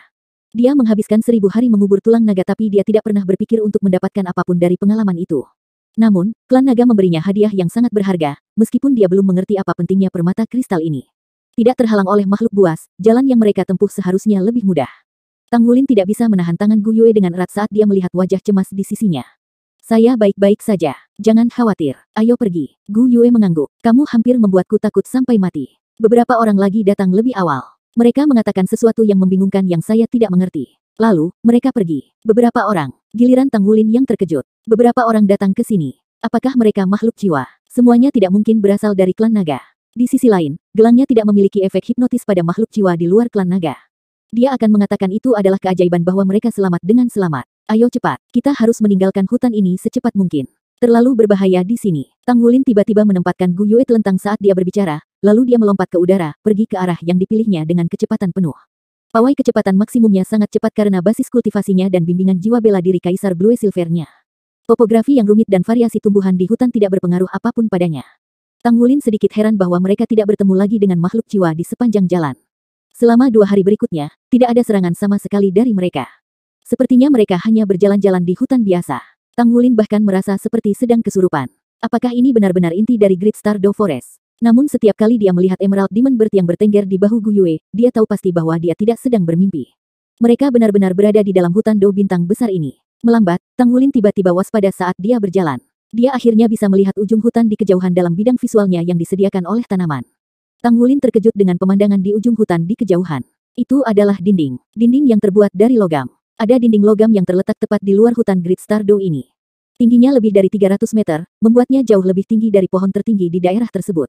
Selain itu, Tang Wulin menemukan bahwa area 100 meter di atas hutan ditutupi oleh penghalang yang hampir transparan saat dia melihat ke arah langit di atas dinding logam. Tang Wulin pertama kali memikirkan kata-kata kandang tahanan ketika dia melihat semua ini. Inti dari Great Stardew Forest pernah membiarkan makhluk jiwa paling kuat, namun sekarang telah berubah menjadi kandang tahanan yang sangat besar. Tidak ada yang benar-benar memahami situasi di sini karena itu dipandang sebagai wilayah terlarang pagoda roh. Kesedihan melonjak dari lubuk hati Tang Wulin entah dari mana. Tanah tak tersentuh terakhir untuk makhluk jiwa telah menjadi kandang yang didirikan oleh pagoda roh. Dia telah mempelajari sejarah juga. Menurut catatan, Holy Ice Douluo Huo Yuhao mendirikan organisasi Pagoda Roh pada tahun-tahun itu dengan tujuan hidup berdampingan secara damai antara umat manusia dan makhluk jiwa. Di sisi lain, kenyataan yang ditampilkan di depan matanya sangat berbeda. Kemajuan teknologi umat manusia benar-benar terlalu pesat. Pusat kekuatan manusia mengandalkan baju besi pertempuran, dan mereka sudah bisa sepenuhnya mendominasi makhluk jiwa terkuat. Bahkan umat manusia sendiri menderita akibat kematian yang mengerikan yang disebabkan oleh teknologi modern. Master jiwa pernah menjadi profesi nomor satu di benua itu. Itu adalah bidang paling bergengsi yang terdiri dari orang-orang paling berkuasa. Sejak pertempuran zaman kuno, terbukti bahwa partai dengan master jiwa terkuat sudah setengah jalan menuju kemenangan dalam pertempuran. Namun kekuatan individu master jiwa sudah mulai berkurang mengikuti perkembangan terbaru dari teknologi jiwa, seperti yang ditunjukkan oleh penghancuran total Akademi Shrek. Akademi Shrek memiliki begitu banyak judul Douluos dan Hyper Douluo, jadi mustahil untuk menghancurkan akademi jika ini terjadi 10.000 tahun yang lalu. Namun dua amunisi jiwa tetap peringkat 12 yang paling mengerikan di seluruh dunia manusia membawa malapetaka tanpa deteksi lanjutan. Bahkan Atlas Douluo Yunming dengan basis kultivasi Hyper Douluo-nya melebihi masanya, selain armor pertempuran 4 kata dan kekuatan pohon emas, tidak berhasil sepenuhnya memblokir serangan destruktif. Umat manusia telah menjadi begitu mematikan, bagaimana mungkin makhluk jiwa terhindar dari jalan menuju kepunahan? Tang Wulin berhenti berjalan karena dia merasa sedikit bingung. Dia tiba-tiba berjuang untuk memahami apa gunanya semua kultivasi yang melelahkan. Apakah itu untuk kehancuran? Tentu saja tidak. Dia tidak ingin menghancurkan apapun. Dia berkultivasi dengan usaha keras sejak dia masih muda karena dia ingin memperbaiki keadaan keluarganya. Dia ingin menjadi Master Misha seperti yang selalu dia impikan. Dia berkultivasi dengan susah payah ketika orang tuanya hilang karena dia berharap suatu hari dapat menemukan anggota keluarganya. Di sisi lain, untuk apa usahanya pada saat ini? Hanya dengan mengandalkan dia dan beberapa temannya yang masih hidup, dapatkah mereka benar-benar membangun kembali Shrek? Bahkan jika mereka bisa, apakah Shrek akan dihancurkan sekali lagi dengan lebih banyak teknologi zaman modern? Tang Wulin merasakan gelombang emosi yang berbeda melonjak ke dalam hatinya sekaligus dan dia kehilangan dirinya karena itu. Ayah, ada apa denganmu? Gu Yue tiba-tiba menjulurkan kepalanya dan menatap Tang Wulin yang berdiri di sana tak bergerak. Tang Wulin tertawa getir saat dia menggelengkan kepalanya. Saya baik-baik saja. Hanya saja aku tiba-tiba merasa bingung. Sepertinya jalan saya ke depan penuh dengan ketidakpastian dan saya tidak tahu harus berbuat apa. Gu Yue mengedipkan matanya. Saya tidak mengerti. Di mana ayah berada, Gu Yue akan berada. Seluruh tubuh Tang Wulin bergetar. Kata-kata sederhana seperti itu membuat semangatnya melonjak, dan tekad yang menyala-nyala muncul di dalam hatinya. Iya, apakah hasil akhirnya benar-benar penting? Setidaknya, dia harus memikul tanggung jawab atas tindakannya. Bahkan jika dia tidak berjalan terjauh di sepanjang jalan setapak, itu tidak masalah. Setidaknya, dia masih di sisinya. Tang Wulin menempatkan Gu Yue ke tanah dan berbalik. Dia memeluknya erat-erat. Tubuh indah Gu Yue lembut dan fleksibel. Dia merasakan berat badannya di pelukannya. Aroma samar-samar bertahan di hidungnya dan menghapus semua kelelahan, ketakutan, rasa sakit dan kesedihan yang mengganggunya.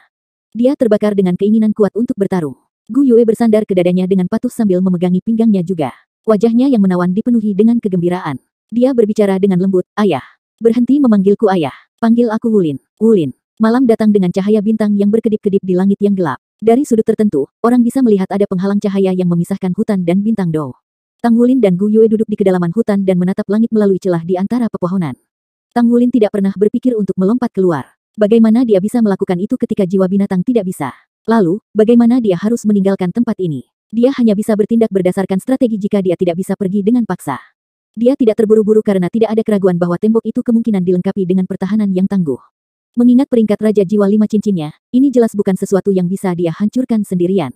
Namun, dia percaya bahwa dia pasti bisa menemukan cara untuk melarikan diri. Dia menenangkan dirinya selama beberapa hari dan memikirkan kehancuran di kota Shrek. Dia secara bertahap mulai memiliki beberapa ide dalam pikirannya. Dia tidak ingin mengungkapkan identitasnya kepada mereka karena dia tidak mempercayai orang-orang dari Pagoda Jiwa. Markas Pagoda Roh berjarak sepelemparan batu dari kota Shrek, namun dua amunisi peringkat God Killer itu tidak mendarat di sisi Pagoda Roh tetapi memilih Shrek dan Sekte Tang. Gengsi dan kekuatan Akademi Shrek menjadikannya target yang jelas. Kemudian, tidak ada keraguan bahwa Pagoda Roh sedikit lebih kuat daripada Sekte Tang, setidaknya di benua Douluo. Mengapa para master jiwa jahat itu memilih Sekte Tang daripada markas Pagoda Roh? 894 Benteng Stardow. Siapa yang akan mendapatkan keuntungan paling banyak tanpa Akademi Shrek dan Sekte Tang membuat segalanya menjadi sulit. Itu pasti bukan orang biasa atau master jiwa. Dengan demikian, Tang Wulin tidak berani mempercayai Pagoda Jiwa, dan dia tidak berani mengungkapkan identitasnya pada saat ini karena itu benar-benar masalah sensitif. Sebagai generasi Shrek Seven Monsters saat ini di Akademi Shrek, niscaya mereka akan menjadi sasaran kultus Roh Kudus jika diketahui masih hidup. Oleh karena itu, pertama-tama dia harus melindungi dirinya sendiri agar dapat bertahan hidup. Namun, bagaimana dia bisa meninggalkan tempat ini dengan tembok yang sekuat besi? Itu pasti akan lebih sulit daripada ketika dia menyusup ke Korps Angkatan Darat Laut Utara. Jika dia tidak bisa bepergian lewat udara, bagaimana kalau pergi ke bawah tanah? Tang Wulin segera membatalkan idenya. Tidak ada kekurangan makhluk jiwa yang mampu menggali di bawah tanah. Diragukan dengan pengalaman pagoda jiwa 10.000 tahun, mereka akan mengabaikan ukuran keamanan ini. Ini benar-benar kasus tidak ada jalan ke surga, atau pintu ke bumi. Tidak mungkin melarikan diri dari tempat ini. Gu Yue bersandar di punggung Tang Wulin dengan ekspresi riang di wajahnya. Dalam upaya untuk menyelidiki lebih lanjut, Tang Wulin bertanya, "Gu Yue, tolong izinkan saya melihat gelang penyimpanan Anda." Gelang putih perak yang halus duduk di pergelangan tangan kanan Gu Yue. Gelang itu bertahtakan permata tembus pandang dengan sirkuit jiwa tingkat tinggi yang tergambar di permukaannya.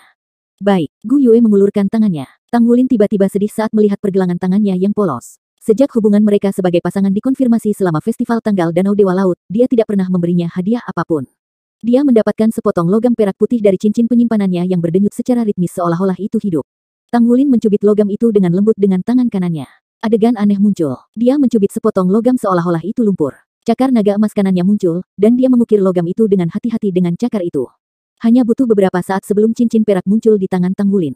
Tang Wulin meletakkan cincin di jari tengah kiri Gu Yue saat dia berbicara dengan senyum di wajahnya, jari tengah menandakan bahwa kita sedang jatuh cinta. Ini adalah bagian pertama dari logam yang ditempa oleh jiwa yang saya tempa sehingga dianggap cukup berarti.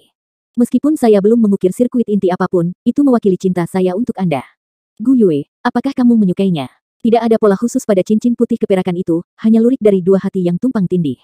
Keterampilan tempat Tang Wulin sangat mengesankan tetapi dia tidak memiliki kemampuan khusus dalam mengukir.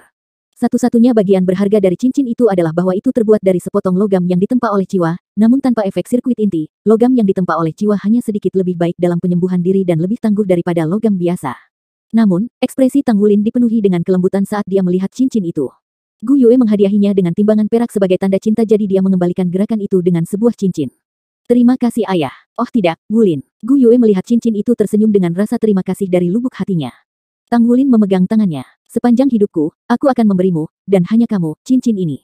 Kaulah satu-satunya cintaku sepanjang hidupku. Baik, baik. Gu Yue bertepuk tangan sambil bersorak kegirangan.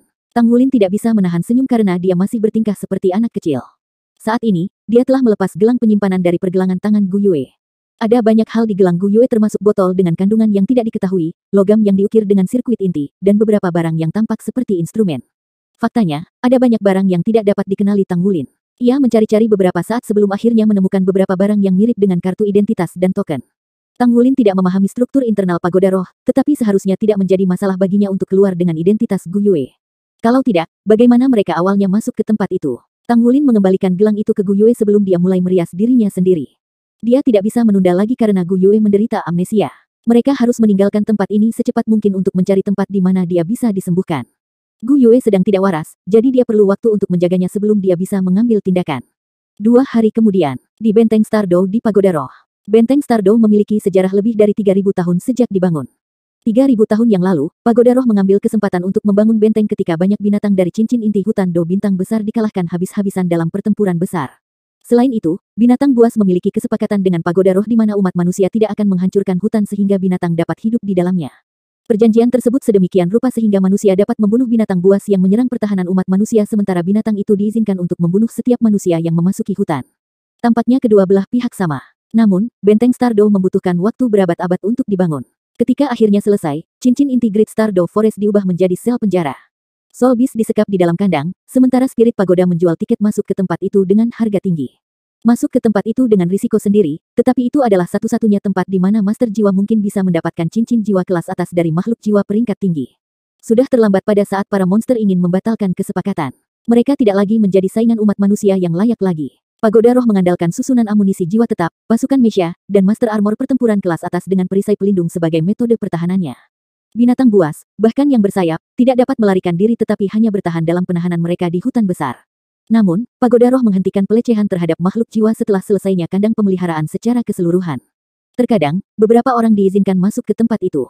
Sulit untuk mengatakan apakah orang-orang yang memasuki hutan bisa keluar hidup-hidup kecuali mereka membayar harga tinggi atau memberikan sumber daya ke Pagoda Roh untuk pembangkit tenaga listrik untuk melindungi mereka. Jelas bahwa tindakan Pagoda Jiwa mendapat persetujuan dari Federasi. Alasannya sederhana karena tidak akan ada lagi ancaman bagi umat manusia dari makhluk jiwa. Semuanya akan berada dalam kendali umat manusia. Monyet, laporkan status di pihak Anda. Seorang wanita berseragam bertanya melalui komunikator di dalam menara kontrol yang merupakan perisai pelindung utama benteng Stardow. Sister Sing, semua yang ada di sisiku normal. Semua katup kontrol pelindung-pelindung normal. Suara laki-laki yang tajam terdengar di ujung sana. Salinan. Sister Sing adalah salah satu orang yang bertanggung jawab atas menara kendali utama. Dia ditugaskan untuk melakukan pemeriksaan rutin setiap hari pada peralatan untuk memastikan kelancaran pengoperasiannya. Selama ribuan tahun, perisai pelindung benteng Stardow terus diperkuat. Saat ini, bahkan pembangkit tenaga monster jiwa legendaris perlu menyerang perisai pelindung selama berjam-jam untuk keluar secara paksa. Dalam hal ini, Pagoda Roh akan dapat mengumpulkan pembangkit tenaga listriknya sendiri untuk menangani binatang jiwa tertentu.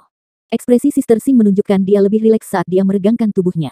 Pemeriksaannya seperti biasa, dan tidak banyak masalah. Sisa hari itu akan menjadi santai. Hutan Stardow Simen pangkalan militer.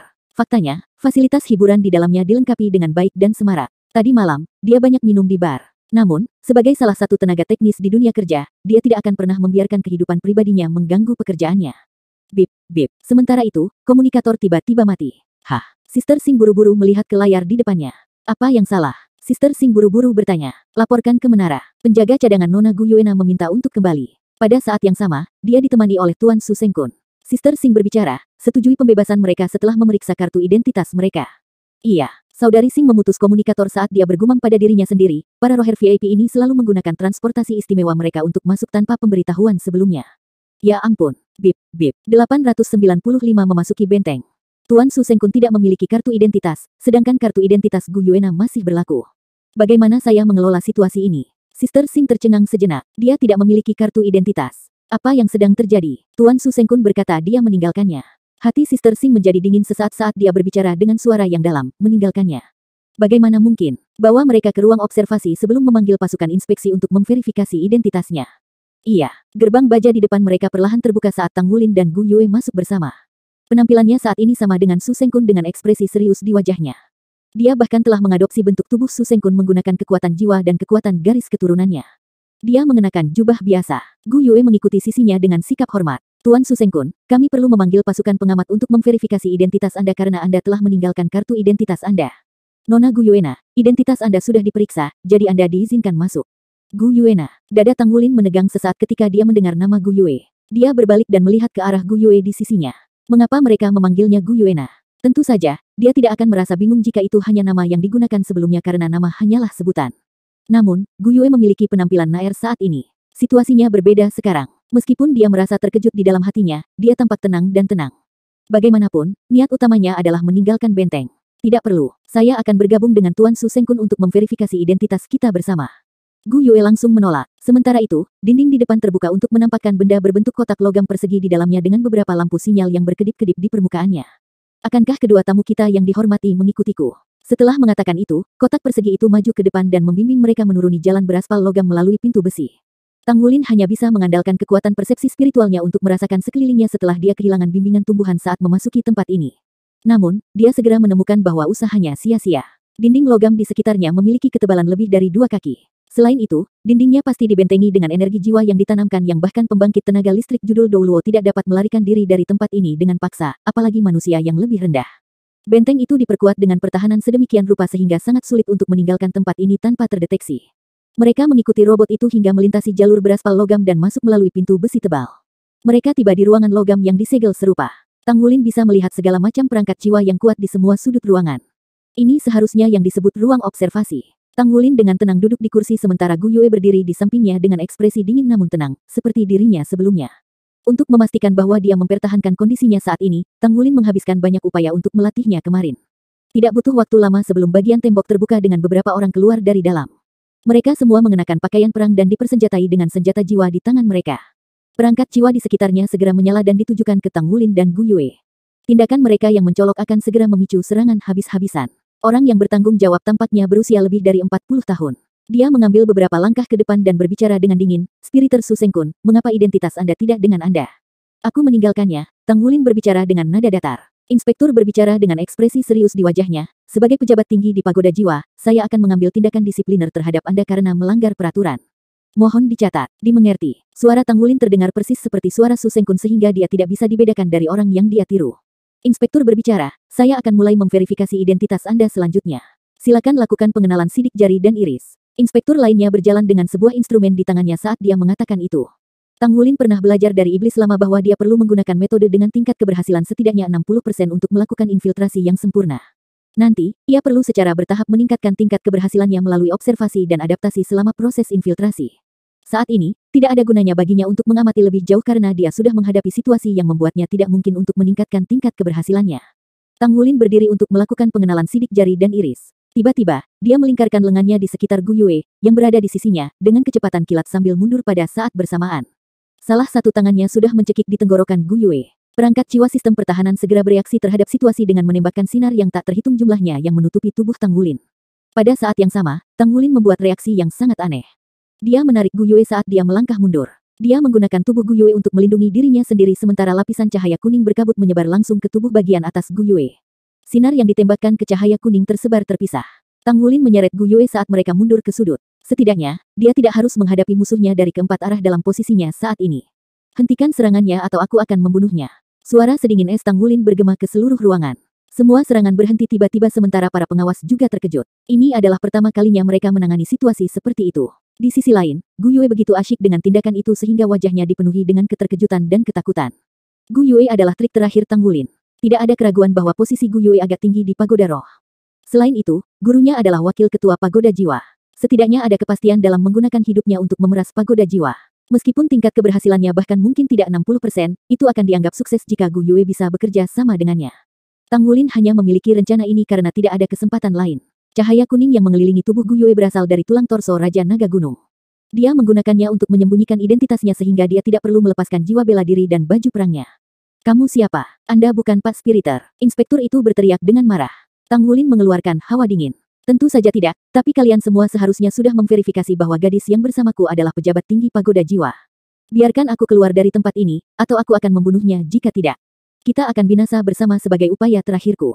Waktumu 5 menit. Buka pintunya dan biarkan aku pergi. Inspektur itu berbicara dengan nada sedingin es, itu tidak berguna. Anda tidak bisa lari. Lepaskan semangat cadangan yang dihormati, mungkin Anda akan diperlakukan dengan adil saat itu. Pesan Spiriter. Dada Tang Wulin menegang karena dia tidak menyadari status Gu Yue jika pihak lain tidak menyebutkannya. Dia tahu ada 4 spirit agung selain Master Pagoda dan 2 wakil Master Pagoda dari Pagoda Jiwa. Dia tidak berharap Gu Yue telah mencapai status spiriter cadangan di usia mudanya. Meskipun mereka mungkin membutuhkan waktu lebih lama untuk membimbingnya, itu cukup terbukti dari nilainya ke Pagoda Jiwa. Dia bahkan lebih bermanfaat bagi situasi Tang Wulin sekarang. Tulang torso Raja Naga Gunung melepaskan keterampilan jiwanya pertahanan Naga Gunung sementara Tang Wulin memaksa Gu Yue berjalan menuju inspektur. Berhenti berbicara omong kosong. Buka pintunya atau aku akan membunuhnya. Sirene yang menusuk bergema di seluruh Stardew Fortress saat ini. Saudari Sing yang akan beristirahat tidak punya pilihan selain memeriksa situasi di sini. Dia telah memicu semua peralatan pertahanan darurat internal saat melakukan analisis dengan semua instrumen. Menurut analisis data, perisai pelindung penyusup musuh memiliki kekuatan 1065, jadi pancaran perangkat jiwa biasa tidak bisa menembusnya. Kita perlu menggunakan meriam jiwa yang lebih kuat untuk menghancurkannya, tapi Sandera pasti akan dirugikan. Hasil data yang dianalisis segera diterbitkan. Pertahanan Naga Gunung Tang Wulin sekuat kekuatan pertahanan Master Jiwa tipe pertahanan 7 cincin. Dalam hal ini, tidak mungkin membunuh Tang Wulin tanpa menyakiti Gu Yue. Mereka bahkan tidak bisa menggunakan tembakan sniper. Para inspektur dan Tang Wulin berdiri saling berhadapan. Situasinya telah dilaporkan ke pejabat tingkat tinggi dari Benteng Stardew. Sama seperti yang diprediksi Tang Wulin, pihak lawan akhirnya menyerah ketika dia mengoceh dengan niat kuat untuk membunuh sementara Gu Yue kesakitan. Pintu besi terbuka. Namun, Tang Wulin harus menghadapi lusinan Misha yang menutupi seluruh area begitu dia berjalan melewati pintu besi. Pergi atau aku akan membunuhnya. Tang Wulin tiba-tiba meraung marah seolah dia histeris. Aura gila yang belum pernah terjadi sebelumnya meledak di seluruh tubuhnya yang bahkan matanya berubah merah padam. Untuk membuat lawan percaya bahwa Anda akan membunuh Sandera, Anda harus terlebih dahulu mengungkapkan kegilaan Anda. Ini adalah kata-kata yang digunakan oleh iblis tua ketika mereka mengajarinya di awal. 895. 896 bergegas dengan paksa. Jika lawan melihat Anda ragu-ragu, mereka mungkin bisa mengambil inisiatif dan mencari kesempatan untuk membunuh Anda. Tidak ada keraguan bahwa Tang Wulin akan lebih dirugikan semakin lama dia menunggu. Saat dia berbicara, dia melompat dengan Gu Yue di lengannya dan berlari lurus ke arah Misha ungu. Tang Wulin setengah berputar tepat ketika dia akan tiba di depan Misha dan mendaratkan tendangan ke bahunya. Ledakan. Misha itu segera diledakkan oleh tendangannya yang kuat dan menabrak Misha di belakangnya. Pengukuran kekuatan melebihi 150.000 kg. Kerusakan Misha 21%. Apakah ini hasil kerja manusia? Sudah ada sejumlah besar pejabat tinggi Stardew Fortress berkumpul di peron. Ini adalah pertanyaan yang datang kepada mereka segera ketika mereka menyaksikan kekuatan mengerikan yang dilepaskan oleh Tang Wulin.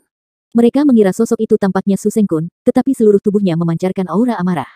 Mereka yakin dia pasti adalah makhluk jiwa karena tidak ada manusia yang mungkin memiliki kekuatan yang luar biasa.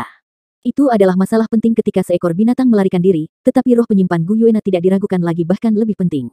Para Misha terpaksa mundur di bawah serangan terus-menerus Tang Wulin. Jelas, mereka tidak akan pernah menyetujui permintaan Tang Wulin untuk membuka seluruh perisai pelindung benteng Stardow. Di sisi lain, jauh lebih mudah jika dia hanya berharap untuk melarikan diri. Mereka hanya perlu mengejar dan membunuhnya setelah itu. Tang Wulin tidak tahu di mana dia berada setelah berlari keluar dari jalan setapak yang dilapisi logam, tetapi dia bisa mengetahui lokasi Great Stardow Forest dan area sekelilingnya secara umum. Jadi, dia tidak akan memiliki masalah dengan orientasinya. Dia berlari melintasi beberapa jalur. Meskipun ada sejumlah besar pembangkit tenaga spirit pagoda di depan dan di belakangnya, Tang Wulin tidak berhenti sejenak. Namun jalur beraspal logam di sini melengkung dengan aneh.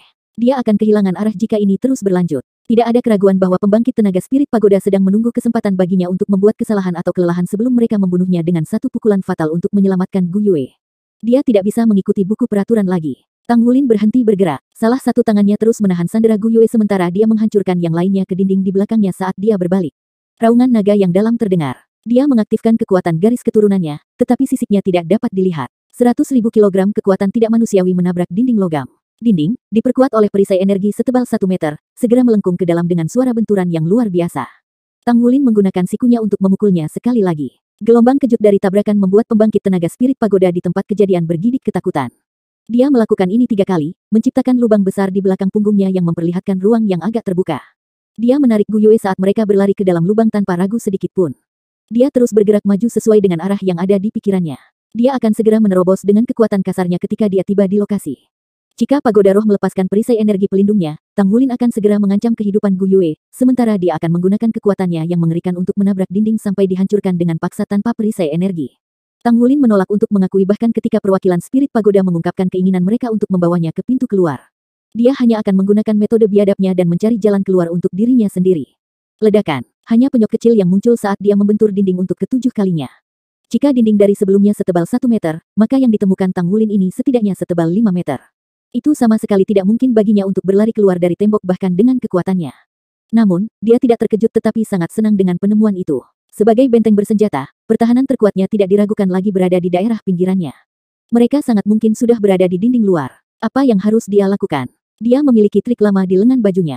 Dia masih memiliki cara lain ketika kekuatan mentahnya menjadi tidak berguna. Dia menguatkan tubuh Gu Yue melawan dirinya sendiri saat dia melepaskan cakar naga emas kirinya. Dia menekan cakar ke dinding dengan punggung menempel padanya. Fitur khusus Golden Dragon Claw kanannya adalah Smash, sedangkan fitur khusus Dragon Claw kiri adalah Tear. Cakar naga emasnya terus merobohkan potongan logam tebal dan berat di bawah infus kekuatan garis darahnya yang mengerikan, lalu dia melemparkan potongan itu ke pembangkit tenaga spirit pagoda yang mengelilingi mereka dari depan. Hanya butuh beberapa saat sebelum Tang Wulin merobek lubang ke dinding sementara dia dan Gu Yue disembunyikan olehnya. Sementara itu, tidak ada lagi peralatan pengintai yang dapat melihat situasi di dalam dengan jelas. Tang Wulin menggunakan kedua tangannya saat dia meluncurkan cakar naga emas dan Red Cloudus Gold dengan kekuatan penuh dengan Gu Yue bertindak sebagai perisai di depannya. Dengan paksa, dia berhasil terus-menerus menggali jalan setapak yang cukup lebar untuk memuat satu orang. Paduan yang digunakan untuk membuat dinding luar benteng sangat kuat, tetapi Tang Wulin adalah seorang pandai besi. Dia memiliki pemahaman yang baik tentang logam, dengan demikian, dia bisa memasukkan tubuhnya dan tubuh Gu Yue lebih dalam dan lebih dalam ke dalam lubang sambil mengirim potongan logam ke belakang terus-menerus. Pembangkit tenaga spirit pagoda tercengang saat mereka menyaksikan pemandangan itu. Mereka mulai bertanya-tanya apakah Tang Wulin sebenarnya adalah makhluk jiwa. Jika dia adalah orang luar yang menyusup ke lokasi, maka dia tidak mungkin memiliki begitu sedikit pengetahuan tentang tempat itu sehingga dia perlu mengadopsi metode tidak beradab untuk menerobos tembok. Namun mereka mendapati diri mereka bingung apakah mereka harus menangis atau tertawa karena metode biadab seperti itu tampaknya sangat efektif. Tang Wulin merasakan udara menyegarkan bertiup di punggungnya, dan dia segera tahu bahwa mereka akhirnya keluar. Dia telah menggali lubang ke dinding lapisan luar benteng dengan paksa. Dari luar, dia bisa melihat bahwa dia berada lebih dari 100 meter di atas tanah. Bibir Tang Wulin tersenyum tipis. Dia telah melarikan diri. Gu Yue menoleh ke samping mencoba mengatakan sesuatu, tetapi mulutnya ditutupi oleh Tang Wulin. Mereka akan berada dalam masalah besar jika Gu Yue berbicara sesuatu yang akan menyebabkan pihak lain mengetahui bahwa dia bukan Gu Yue. Begitu banyak pembangkit tenaga spirit pagoda yang bisa menghancurkannya dengan mudah. Saat Gu Yue berteriak karena terkejut, Tang Wulin melompat ke udara dan langsung menuju ke tanah dengan satu tangan di sekitar pinggang ramping Gu Yue. Ketinggian 100 meter bukanlah masalah baginya. Mereka turun sekitar 60 hingga 70 meter sebelum kaki kanannya menginjak benteng. Dia melesat ke depan seperti anak panah saat dia membawa Gu Yue ke kejauhan dengan kecepatan kilat. Ada total lebih dari 60 Misha datang untuk mereka segera seperti segerombolan lebah. Anehnya, pemimpinnya adalah Misha merah. Kamu sudah melepaskan diri dari benteng. Bebaskan Sandera dan kami akan membiarkanmu pergi. Suara elektronik itu bergema di udara. Tang Wulin meraung keras, berhenti mengikutiku dan aku akan membebaskan Sandera 1 jam kemudian. Apa menurutmu aku begitu bodoh untuk percaya bahwa kamu akan menepati janjimu setelah aku melepaskan Sandera sekarang? Pergi. Aku akan merobek tubuhnya dan melemparkan potongan-potongan itu jika kamu terus mengikutiku.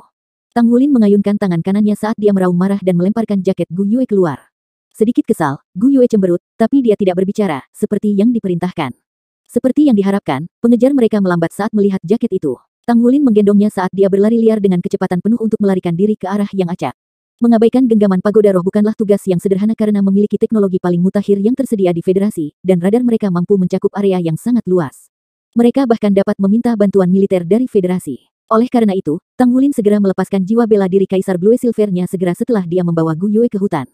Dia mengandalkan hubungan Kaisar Blue Silver dengan tanaman di sekitarnya untuk menyembunyikan aroma dan aura mereka. Pada saat yang sama, Tang Wulin dengan cepat menggali gua bawah tanah di hamparan vegetasi dan terjun bersama Gu Yue. Pertahanan naga gunung diluncurkan saat tanah diblokir di bagian luar tubuhnya. Tang Wulin mengandalkan sepasang cakar naga emasnya untuk menggali ke bawah. Dia sudah mengerahkan semua kekuatannya. Hanya butuh beberapa menit sebelum dia menggali 100 meter di bawah tanah. 897 Vexing penyihir kecil. Meskipun sangat canggih, radar kuat mereka tidak dirancang untuk mendeteksi sinyal dari bawah tanah, jadi tidak mungkin untuk melacak apapun sedalam 100 meter. Gu Yue berbaring di punggung Tang Wulin dengan lengan melingkari lehernya. Dia menggunakan sepasang cakar naga untuk membuka jalan saat dia menggali ke depan dengan cepat. Dia tidak melakukan penggalian ke arah sembarangan. Faktanya, dia melihat ada sungai di dekatnya tepat saat dia akan melompat dari benteng tadi. Dia berpikir bahwa pasti ada sungai yang melintasi hutan Great Stardow yang kemudian terungkap karena penggundulan hutan. Sungai itu lebarnya sekitar 100 meter dengan kedalaman yang tidak diketahui, jadi dia merasa ini adalah jalan keluar terbaiknya. Tidak, kami telah kehilangan mereka. Lakukan pencarian menyeluruh. Gunakan detektor bawah tanah. Pagoda jiwa dengan cepat mengelilingi hutan, tetapi semua peralatan deteksi mereka tidak dapat menemukan tanda-tanda Tang Wulin dan Gu Yue. Seolah-olah mereka menghilang ke udara tipis. Beberapa menit kemudian, pintu masuk gua Tang Wulin ditemukan. Namun, gua bawah tanah itu sudah disegel, jadi mereka harus menggalinya lagi. Lalu, bagaimana mereka bisa menemukan jalan Tang Wulin jika mereka begitu sibuk menggali? Sudah 15 menit kemudian ketika sejumlah besar instrumen pendeteksi bawah tanah bergerak dalam konvoi. Deteksi bawah tanah yang menutupi area puluhan kilometer belum menemukan bentuk kehidupan yang besar. Tang Wulin dan Gu Yue sepertinya telah lenyap. Suara mendesing. Saat air menderu, Tang Wulin dan Gu Yue menjulurkan kepala mereka hampir bersamaan. Air dingin dan menyegarkan mengalir ke bawah bersama arus dan membawa tubuh mereka bersamanya. Tang Wulin berbalik untuk melihat bahwa benteng Stardow sudah puluhan kilometer di belakang mereka. Ya, dia menggali terowongan bawah tanah sampai ke sungai dan mengandalkan arus air untuk melakukannya. Mereka mengapung mengikuti arus dan menjauhkan diri dari keriuhan tanpa banyak usaha. Tang Wulin menarik Gu Yue ke dalam pelukannya saat dia bertanya dengan lembut, apakah kamu kedinginan? Gu Yue menggelengkan kepalanya. Meskipun dia telah kehilangan ingatannya, hawa dingin masih tidak berpengaruh padanya karena basis kultivasinya tidak berubah. Ayah, kamu sangat menakutkan sebelumnya. Kamu membuatku takut ketika kamu meneriaki mereka, Gu Yue berbicara dengan ketidakpuasan. Tang Wulin tersenyum dan berbicara, bagaimana mereka percaya bahwa saya benar-benar mengancam hidup Anda jika saya tidak melakukannya? Tidak apa-apa sekarang. Mereka tidak mungkin menemukan kita saat ini. Kita akan pergi ke hilir, dan aku akan merias wajahmu saat kita di darat. Kemudian, kami berdua akan mengganti pakaian kami. Semuanya akan baik-baik saja. Ayah, aku lapar. Gu Yue memeluk lehernya. Pakaian mereka benar-benar basah kuyup, dan Tang Wulin segera merasakan dirinya terbakar saat dia membungkuk lebih dekat. Tubuhnya yang muda dan kuat lebih dari yang bisa dia tangani. Gu Yue, apakah kamu ingat mengapa mereka memanggilmu Gu Yuenan? Tang Wulin bertanya. Pertanyaan itu terus-menerus mengaburkan pikirannya seperti kabut. Gu Yue menggeleng bingung dan memeluknya erat-erat. Mereka terus mengalir ke hilir sejauh 5 hingga 6 kilometer. Tang Wulin membawa Gu Yue ke pantai ketika dia melihat persimpangan jalan raya di dekat tepi sungai. Ganti pakaian kering. Fat, aku akan mengajakmu makan. Fakta bahwa dia hampir menyebut dirinya sendiri sebagai ayah membuat Tang Wulin merasa sangat canggung. Ayah, aku tidak tahu bagaimana caranya. Mata besar Gu Yue dipenuhi dengan kepolosan. Sudut bibir Tang Wulin bergerak sekali. Dia tidak tahu bagaimana cara berubah. Pakaiannya yang basah kuyup hampir tidak meninggalkan apapun dari sosok anggun Gu Yue dalam imajinasi. Tang Wulin merasakan wajahnya memerah saat jantungnya mulai berdetak kencang. Kamu penyihir kecil yang menjengkelkan. Tang Wulin mengerang ketika dia menemukan sudut di pinggir jalan. Tersipu, dia mendapatkan satu set pakaian Gu Yue dari gelang penyimpanannya dan kemudian menyerahkannya padanya. Gu Yue tidak terganggu, tetapi itu memiliki reaksi drastis pada Tang Wulin. Ayah, apakah kamu seksi? Mengapa wajahmu memerah? Gu Yue mengedipkan matanya yang besar saat dia bertanya. Memukul. Tang Wulin mengangkat tangannya dan menamparkan pantatnya yang gagah. Diam. Gu Yue cemberut karena kesal. Untuk menjaga dirinya dari berperilaku gegabah, Tang Wulin membutuhkan kemauan yang luar biasa sebanyak yang dia gunakan untuk menahan rasa sakit saat menerobos segel Raja Naga Emas. Meskipun cinta mereka satu sama lain, dia tidak ingin melakukan apapun pada Gu Yue ketika dia mengalami amnesia. Setelah Tang Wulin selesai mengubahnya, dia mengganti pakaian kering dengan cepat sebelum menarik Gu Yue ke jalan. Dia kemudian mengeluarkan kendaraan tempur Sekte Tang yang disamarkan sebagai mobil biasa. Dia mengemudi di sepanjang jalan dengan Gu Yue dan meninggalkan tempat itu dengan tergesa-gesa. Mereka bisa bergerak lebih cepat dengan kendaraan tempur tersebut, dan Tang Wulin segera mengetahui bahwa jalan tersebut mengarah ke timur dengan membaca rambu-rambu jalan. Dia tidak terburu-buru untuk kembali ke kota Shrek, jadi dia berkendara ke kota kecil yang terdekat dengan jalan raya. Keluar dari jalan raya, dia memasuki kota, dan begitu sampai di sana, dia menyamarkan dirinya dan Gu Yue dengan riasan. Ayah, kenapa kamu terlihat tua sekarang? Gu Yue bertanya dengan cemberut ketika dia melihat bahwa Tang Wulin telah menggunakan riasan untuk menua. Tang Wulin berbicara dengan frustrasi, kamu selalu memanggilku ayah jadi ini tampilan paling alami bagiku. Bicaralah sesedikit mungkin nanti. Oh, tapi kamu tidak tampan lagi, gumam Gu Yue pada dirinya sendiri. Keduanya turun dari mobil dan memasuki sebuah hotel kecil. Dia check-in untuk 2 kamar, jadi mereka bisa istirahat sejenak. Ekspresinya berangsur-angsur menjadi masam ketika dia menyalakan televisi jiwa di kamar hotelnya. Ia berharap stasiun-stasiun televisi menayangkan segala macam informasi terkait bencana besar di kota Shrek. Tang Wulin telah memantapkan pikirannya setelah mengalami bencana seperti itu, diikuti oleh pertemuannya di hutan Great Stardow. Insiden itu telah terjadi, jadi sama sekali tidak ada artinya baginya untuk terus berduka. Pertama, dia harus menghadapi situasi yang dia hadapi saat ini, dan dia perlu mencari cara untuk mengubahnya. Tujuan utamanya tinggal di sini adalah untuk menjernihkan pikirannya sebelum dia memutuskan apa yang harus dilakukan selanjutnya. Dia sangat sadar bahwa alasan dia bisa menenangkan emosi paniknya adalah karena Gu Yue ada di sisinya. Dia paling bertekad saat cinta sejatinya ada bersamanya. Federasi akan menjalankan tugasnya dalam menangani serangan yang belum pernah terjadi sebelumnya di kota Shrek. Parlemen federal mengumumkan pembubarannya, dan tanggal pemilihan akan ditetapkan. Statistik awal untuk korban jiwa di kota Shrek melebihi 1.200 orang dengan lebih dari 2 juta korban jiwa. Kurang dari sepertiga wilayah kota mengalami kerusakan tak terukur. Akademi Shrek benar-benar dimusnahkan sementara markas Sekte Tang dihancurkan. Menurut laporan para saksi dan gambar satelit, Pagoda Roh, yang terletak sedikit lebih jauh dari zona ledakan, akan terpengaruh oleh ledakan jika bukan karena pengorbanan Yang Mulia Paviliun Dewa Laut dari Akademi Shrek, Atlas Douluo dalam menghalangi keduanya. Amunisi jiwa tetap peringkat God Killer. Tentara Federasi telah membentuk regu investigasi untuk menentukan penyebab hilangnya 2 amunisi jiwa tetap peringkat God Killer. Panglima tertinggi telah menyatakan bahwa mereka pasti akan melakukan apapun dalam kekuatan mereka untuk menemukan para penyerang. Tragedi mengerikan seperti itu belum pernah terjadi sebelumnya di benua itu. Tentara sangat berduka atas kematian. Lulusan Akademi Shrek mengadakan upacara di beberapa tempat di seluruh benua untuk berduka atas para siswa dan staf yang tewas secara tragis dalam serangan itu. Sekte Tang telah menyatakan perang terhadap kultus Roh Kudus. Namun, Sekte Tang menderita kerugian besar kali ini menurut sumber kami di dalam. Markas mereka mengalami pukulan berat dengan setidaknya 4 master cabang terbunuh, sementara keberadaan guru Aula Douluo masih belum diketahui. Reporter kami sedang menindaklanjuti informasi terkini saat ini. Kultus Roh Kudus menyatakan bertanggung jawab atas serangan teroris ini, tetapi kultus tersebut tidak mengungkapkan dirinya sampai saat ini. Stasiun meminta publik untuk segera melapor ke kantor distrik setempat jika Anda melihat sesuatu yang mencurigakan. Ada desas-desus bahwa amunisi jiwa tetap peringkat God Killer ketiga telah hilang seperti 2 lainnya. Jika ini benar, kota mana yang akan menjadi target God Killer berikutnya? Apa yang sebenarnya dilakukan pemerintah federal? Segala macam informasi yang kacau terus-menerus disiarkan melalui saluran televisi jiwa.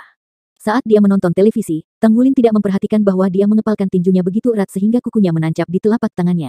Dia masih berharap semua yang terjadi adalah ilusi. Dia berharap semuanya seperti mimpi yang diciptakan oleh iblis tua saat mereka masih di Pulau Iblis dan ini hanya mimpi buruk. Namun kenyataan itu semua ada di hadapannya. Tidak diragukan lagi bahwa ini bukan hanya mimpi buruk. Ketika dia melihat 2 kawah yang dalam di tanah dan sisa-sisa kota Shrek di sekitarnya di televisi, Tang Wulin tidak bisa menahan air mata dari matanya. 1.200 orang tewas. Itu adalah 1.200 makhluk hidup namun mereka terbunuh tanpa pikiran. Kota nomor 1 di benua itu. Kota yang tidak pernah tidur dan akademinya dengan sejarah lebih dari 20.000 tahun lenyap begitu saja. Musuh itu licik dan kejam. Tang Wulin tetap tidak bergerak untuk waktu yang lama setelah dia mematikan televisi. Dia duduk di sana dan menenangkan emosinya saat dia menganalisis informasi yang baru saja dia terima. 898 dia masih hidup. Dilihat dari situasi saat ini, kota Shrek telah menderita kerugian besar. Akademi Shrek hampir hancur total. Markas Tang Sekte juga benar-benar hancur. Kerusakan yang mereka derita tidak terhitung banyaknya. Dari situasi saat ini, tidak ada laporan tentang rekan-rekannya. Pemujaan Roh Kudus. Mungkinkah kultus Roh Kudus berhasil meluncurkan serangan seperti itu dengan sendirinya? Apakah militer tidak melakukan apa-apa? Apakah amunisi jiwa tetap peringkat 12 mudah dicuri? Pihak-pihak yang terlibat dalam hal ini pasti lebih dari sekedar sekte master jiwa jahat. Pasti ada lebih dari yang terlihat. Keberadaan Shrek City selalu menjadi wildcard di Federasi. Namun, Federasi tidak berani melakukan apapun terhadap kota Shrek. Bagaimanapun, statusnya dihormati dengan baik. Dilihat dari ledakan hebat saat ini, Federasi sebenarnya memiliki sarana untuk melawan Shrek dengan senjata pamungkas mereka. Hanya saja mereka tidak punya cara untuk melakukannya. Mungkinkah kejadian ini dilakukan oleh Federasi yang bermaksud untuk menyingkirkan Shrek dengan nama Master Jiwa Jahat? Mungkin, seseorang dari Federasi telah bekerja sama dengan Master Jiwa Jahat untuk menghancurkan kota Shrek. Kultus Roh Kudus tidak akan keberatan bahkan jika pot kamar ini dikaitkan dengan mereka. Mereka seperti tikus yang berlari menyeberang jalan. Tujuan beberapa orang telah tercapai. Tanpa pengaruh Akademi Shrek di benua itu, jelas lebih mudah bagi individu yang ambisius ini untuk mencapai keinginan mereka. Namun, Tang Wulin tidak mengetahui situasi saat ini. Lagi pula, dia tidak terlalu tertarik dengan politik. Sekte Tang juga mengalami pukulan yang merusak. Jelas, seperti Akademi Shrek, Sekte Tang ditakuti oleh orang-orang yang berkuasa. Tragedi ini lebih dari yang terlihat. Bagaimana dengan Pagoda Roh? Sekte Tang, Akademi Shrek, dan Pagoda Jiwa adalah organisasi bergengsi yang memiliki kedudukan yang sama. Mengapa Sekte Tang dan Akademi Shrek dihancurkan sepenuhnya, tetapi bukan Pagoda Roh? Markas mereka tidak terluka meskipun sangat dekat dengan lokasi tragedi. Dari perspektif menjadi ancaman bagi Master Jiwa Jahat, Pagoda Roh lebih merupakan ancaman daripada Sekte Tang. Setidaknya, itulah yang terjadi dalam kekuatan yang mereka tunjukkan. Jumlah dan kekuatan para Master Jiwa dari markas Spirit Pagoda pasti melebihi dari Sekte Tang. Namun, amunisi jiwa tetap pembunuh kedua tidak mengenai Pagoda Roh tetapi mendarat di markas Tang Sekte. Apakah ada motif tersembunyi di balik semua ini? Meskipun Tang Wulin tidak berpikir Pagoda Roh akan bersekongkol dengan Master Jiwa Jahat, masih ada kemungkinan kecil. Oleh karena itu, Pagoda Roh saat ini tidak dapat dipercaya. Inilah mengapa dia tidak menyatakan identitasnya di Great Stardew Forest. Saat ini, tidak ada yang tahu bahwa 7 monster Shrek masih hidup. Dalam keadaan seperti itu, pasti lebih baik bagi mereka untuk berada dalam bayang-bayang daripada membocorkan keberadaan mereka. Kultus Roh Kudus jauh lebih kuat dari yang mereka duga. Di tengkorak raksasa yang muncul hari itu, setidaknya ada satu guru jiwa jahat yang memiliki basis budidaya yang hampir setara dengan Atlas Douluo. Terlebih lagi, setelah mereka melancarkan serangan teroris yang merusak, semua bukti kemungkinan besar hancur dalam ledakan besar. Akan sulit bagi mereka untuk menyelidikinya. Bahkan jika mereka berhasil menemukan bukti yang memberatkan, mereka saat ini sendirian dan tidak dapat berbuat apa-apa. Setelah menjernihkan pikirannya, Tang Wulin tahu satu hal yang bisa dia lakukan sekarang adalah menahan. Apa yang dia butuhkan bukan hanya kekuatannya tetapi kekuatan pendukung di belakangnya. Dia membutuhkan tim yang bisa dia andalkan untuk melawan para Master Jiwa Jahat. Tang Wulin perlahan membuka matanya dan berjalan ke jendela. Meskipun dia telah meminta 2 kamar, dia saat ini berada di kamar yang sama dengan Gu Yue. Gu Yue meringkuk di tempat tidur dan tertidur lelap untuk waktu yang lama. Seluruh tubuhnya tertutup selimut, rambut panjangnya tergerai di atas tempat tidur, dan bulu matanya yang panjang melingkar di pipinya. Dia secantik boneka berukuran besar. Tang Wulin meliriknya dan segera merasa nyaman. Dia kembali menatap keluar jendela. Dia mengeluarkan komunikator jiwanya perlahan dan menyalakannya. Dia memutar nomor. Tang Wulin merasakan kegugupan yang tidak bisa dijelaskan. Jika nomor ini tidak dapat dihubungkan, itu akan berdampak buruk padanya. Panggilan ini akan menjadi indikator yang menentukan apakah dia benar-benar sendirian. Wulin. Suara yang agak cemas datang dari penerima. Ketika Tang Wulin mendengar suara itu, dia sedikit tercengang. Dia menarik napas dalam-dalam, tapi suaranya masih bergetar meski dirinya sendiri.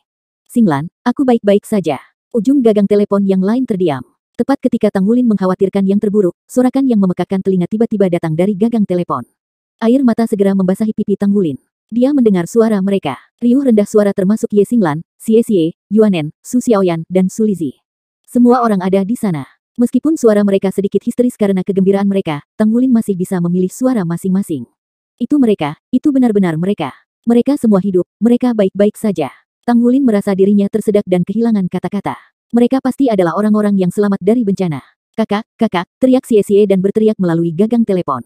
Tang Wulin membalas dengan menggerutu. Dia berhasil menekan emosinya dan mendapatkan kembali kemampuannya untuk berbicara.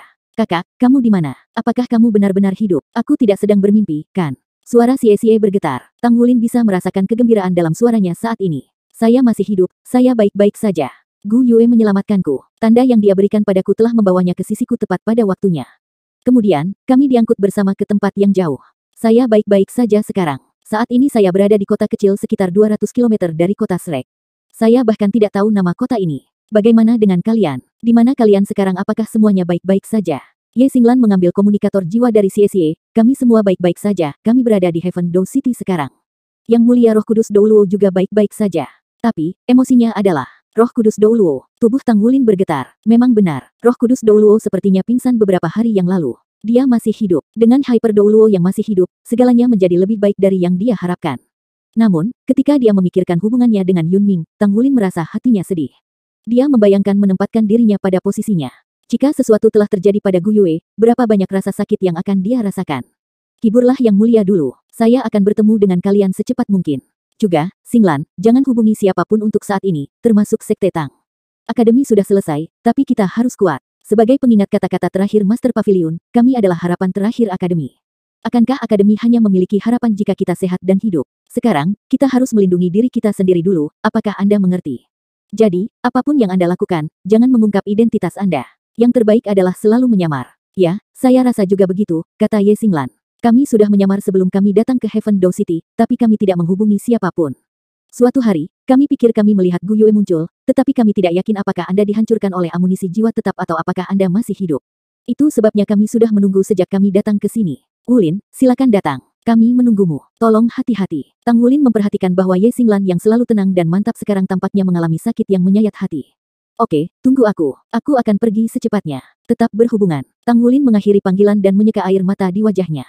Dia menghela nafas panjang. Setidaknya rekan-rekannya masih hidup. Saat ini, berita apa yang bisa lebih indah dari itu? Secara bertahap, sebuah rencana terbentuk di benaknya. Dia akan bertemu dengan rekan-rekannya terlebih dahulu, lalu menemukan cara untuk menyembuhkan Gu Yue. Setelah itu, dia akan mencari kesempatan untuk memulihkan Shrek. Dia harus menggunakan semua sumber daya yang dimilikinya. Heaven Dow City akan menjadi tempat yang kondusif. Dia memegang komunikator jiwanya. Setelah beberapa saat ragu, dia mematikannya. Dua orang muncul di benaknya ketika dia memikirkan kepada siapa dia dapat mencari bantuan pada jam ini. Salah satunya adalah guru dan guru sekte-sekte tubuh, sementara yang lainnya secara alami adalah guru paman pengrajin ilahi. Meski begitu, dia tidak terburu-buru untuk menghubungi mereka. Dia memutuskan untuk menunggu sampai dia mencapai surga Dow City. Selain itu, kultus Roh Kudus tidak memiliki belas kasihan, oleh karena itu, tuan pamannya mungkin tidak dalam keadaan yang paling aman. Dia adalah satu-satunya Divine Craftsman di benua itu.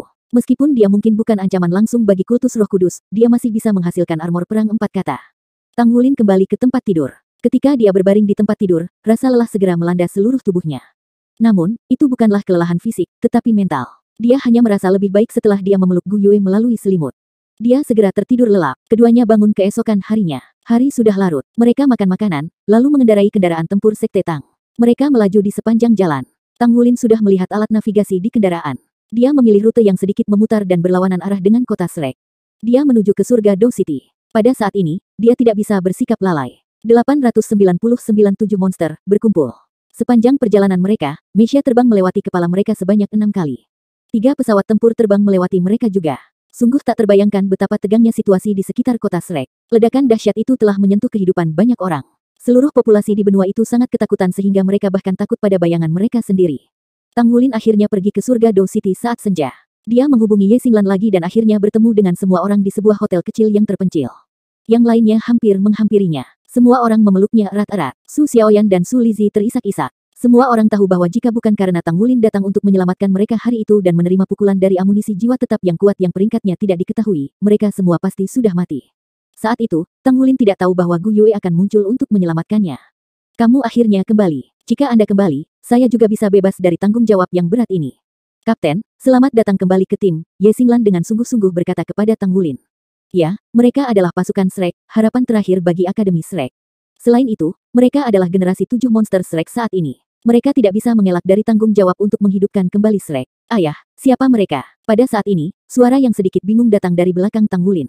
Suasana yang tadinya agak suram sebelumnya segera berubah. Gu Yue menjulurkan kepalanya dari belakang Tang Wulin. Kakak, apa ini? Bermain peran. Xie tergagap. Tang Wulin menarik Gu Yue ke sisinya. Dia tersenyum pahit, menurutmu apakah aku punya mood untuk bermain peran? Gu Yue telah membantuku memblokir ledakan besar itu. Saya bahkan tidak yakin apa yang terjadi selama waktu itu. Ketika kami sadar kembali, dia telah kehilangan ingatannya. Lalu, dia terus memanggilku ayah. Kehilangan ingatannya. Dia Gu Yue. Bukankah dia Naer? Su Xiaoyan berhenti menangis untuk sementara waktu dan menatap Gu Yue. Tang Wulin tersenyum pahit dan menggelengkan kepalanya.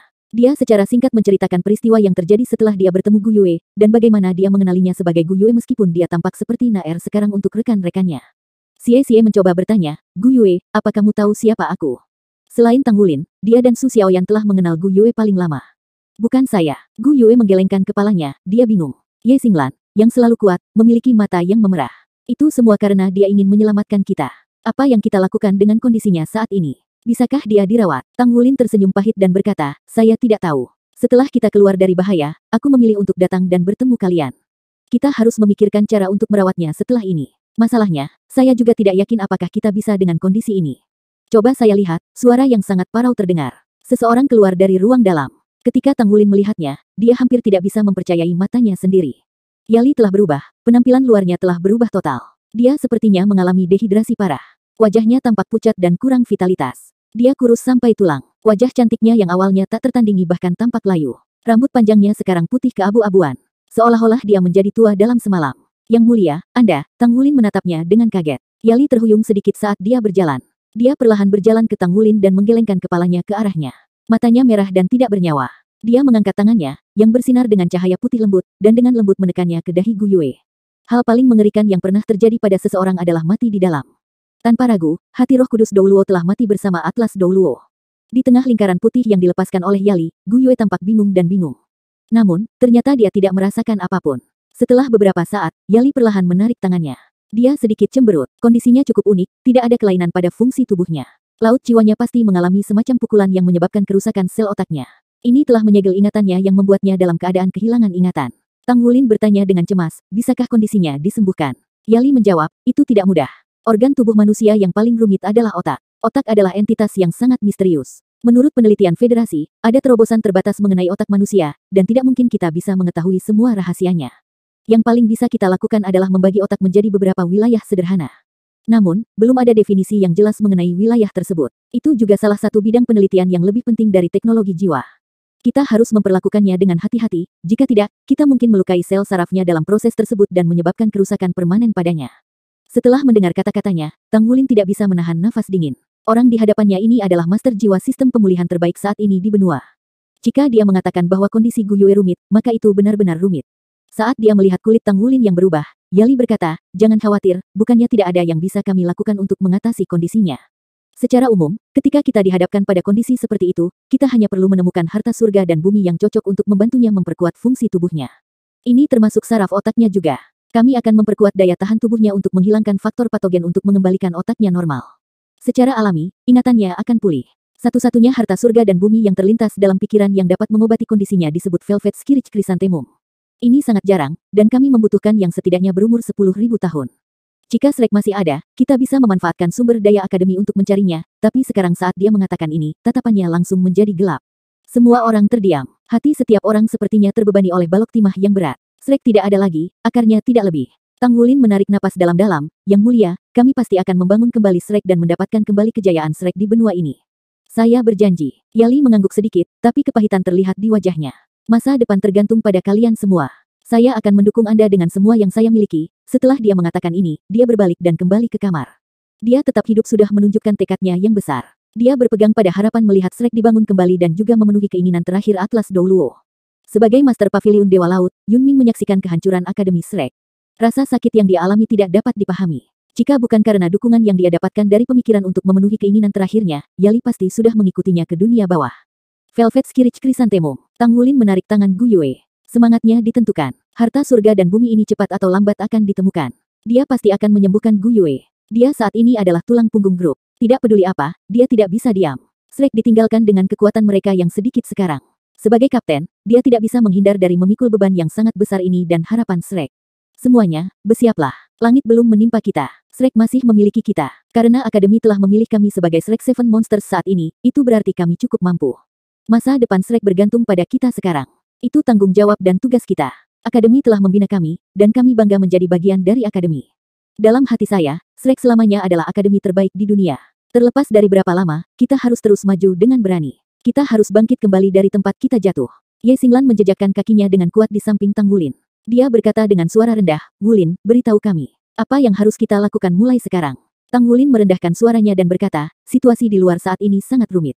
Akademi telah dihancurkan dan Kongres Federal dibubarkan. Benua saat ini dalam keadaan kacau. Dalam situasi ini, kita tidak bisa mengandalkan atau mempercayai orang lain. Ketika saya masih kecil, ayah saya pernah memberitahu saya sesuatu, dan saya masih mengingatnya dengan jelas seolah-olah itu baru kemarin. Dia berkata bahwa seorang pria hanya bisa mengandalkan dirinya sendiri seumur hidupnya. Saya sangat percaya itu. Sekarang, orang yang dapat kami percayai dan andalkan sepenuhnya adalah diri kami sendiri. 900 guru, aku tidak takut mati, tapi kita semua adalah benih Akademi. Kita tidak dapat dengan mudah mengungkapkan diri kita sendiri pada saat-saat seperti ini. Semua orang mengira kita mati di samping Akademi. Itulah satu-satunya keuntungan kami untuk saat ini. Kami masih dalam kegelapan. Jadi, untuk saat ini, saya telah memutuskan untuk diam sebentar dan tidak menghubungi siapapun. Kita akan mengamati situasi tanpa melakukan apapun terlebih dahulu, setidaknya sampai keadaan di luar beres, lalu kita akan mulai menyusun strategi. Pada saat yang sama, kita harus menganalisis orang-orang yang dapat kita percayai, dan orang-orang yang dapat kita minta bantuan. Kita juga harus mengamati siapa yang paling diuntungkan dari bencana besar ini. Saya tidak percaya bahwa kultus Roh Kudus mampu mencuri 2 amunisi jiwa tetap peringkat God Killer dan menembakkannya di dalam kota Shrek. Pasti ada kekuatan lain yang membantu mereka. Setidaknya kita harus menemukan target. Setelah kita punya target, kita bisa melakukan persiapan yang lebih baik. Selagi kita merendah, kita juga harus meningkatkan kekuatan kita dan sepenuhnya menaikkan pangkat Master Armor Perang dua kata. Hanya ketika kita berada pada peringkat seperti itu, kita akan memiliki kekuatan untuk melindungi diri kita sendiri. Saat Tang Wulin menyatakan pikirannya, dia tidak berniat mendiskusikannya dengan teman-temannya. Demokrasi tidak dibutuhkan sekarang. Mereka membutuhkan seseorang yang tegas untuk memimpin mereka ke depan. Tanpa ragu, Tang Wulin adalah satu-satunya yang mampu melakukan ini. Setelah mereka mendengar kata-katanya, mata semua orang menyala. Mereka memiliki tujuan sekarang dan tugas yang ingin mereka selesaikan. Setidaknya mereka tidak lagi merasa kehilangan total. Di mana kita akan bersembunyi? Tanya Yue Zhengyu. Tanpa ragu, hotel kecil yang mereka tinggali saat ini tidak cocok. Mereka bahkan tidak bisa memperbaiki armor perang mereka menjadi peringkat dua kata di sana. Mereka membutuhkan sumber daya dan tempat yang sepi untuk melanjutkan pekerjaan mereka.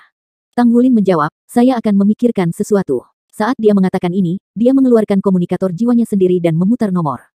Ini adalah orang pertama yang dia hubungi selain teman-temannya. Wulin. Suara yang sedikit terburu-buru datang dari ujung lain dari komunikator jiwa.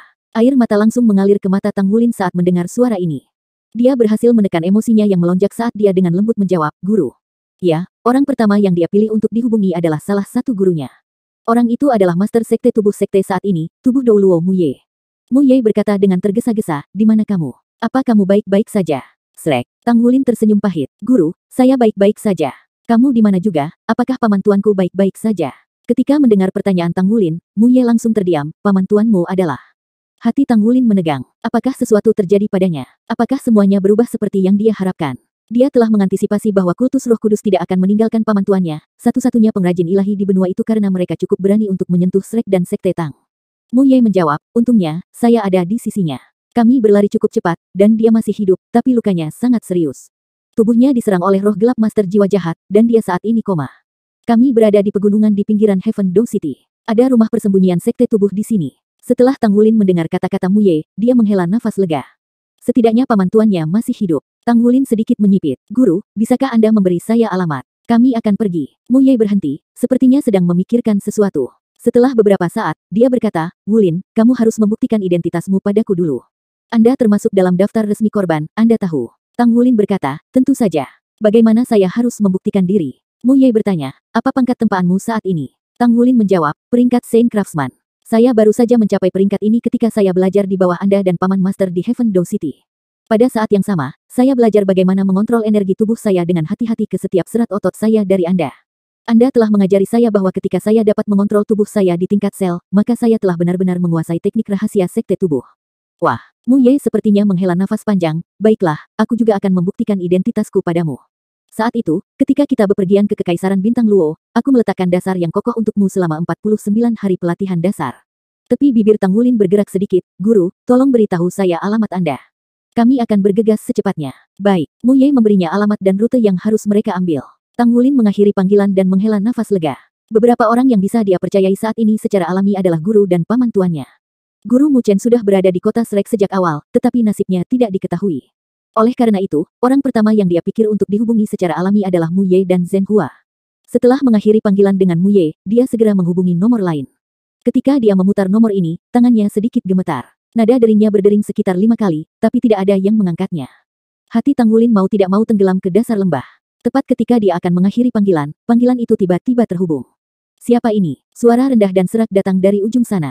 Ketika Tang Wulin mendengar suara ini, tubuhnya sangat bergetar. Dia tidak bisa lagi mengendalikan emosinya sendiri. Dia segera mulai menangis. Guru, Wulin. Suara di ujung sana segera menaikkan 1 oktav. Wulin, kamu masih hidup. Kamu di mana kamu? Suara nyaring bahkan bisa didengar oleh teman-teman Tang Wulin di sekitarnya. Ya, suara ini milik Mu Chen. Dia adalah Saint Craftsman dari generasi yang membawa Tang Wulin ke jalur luas dunia tempah.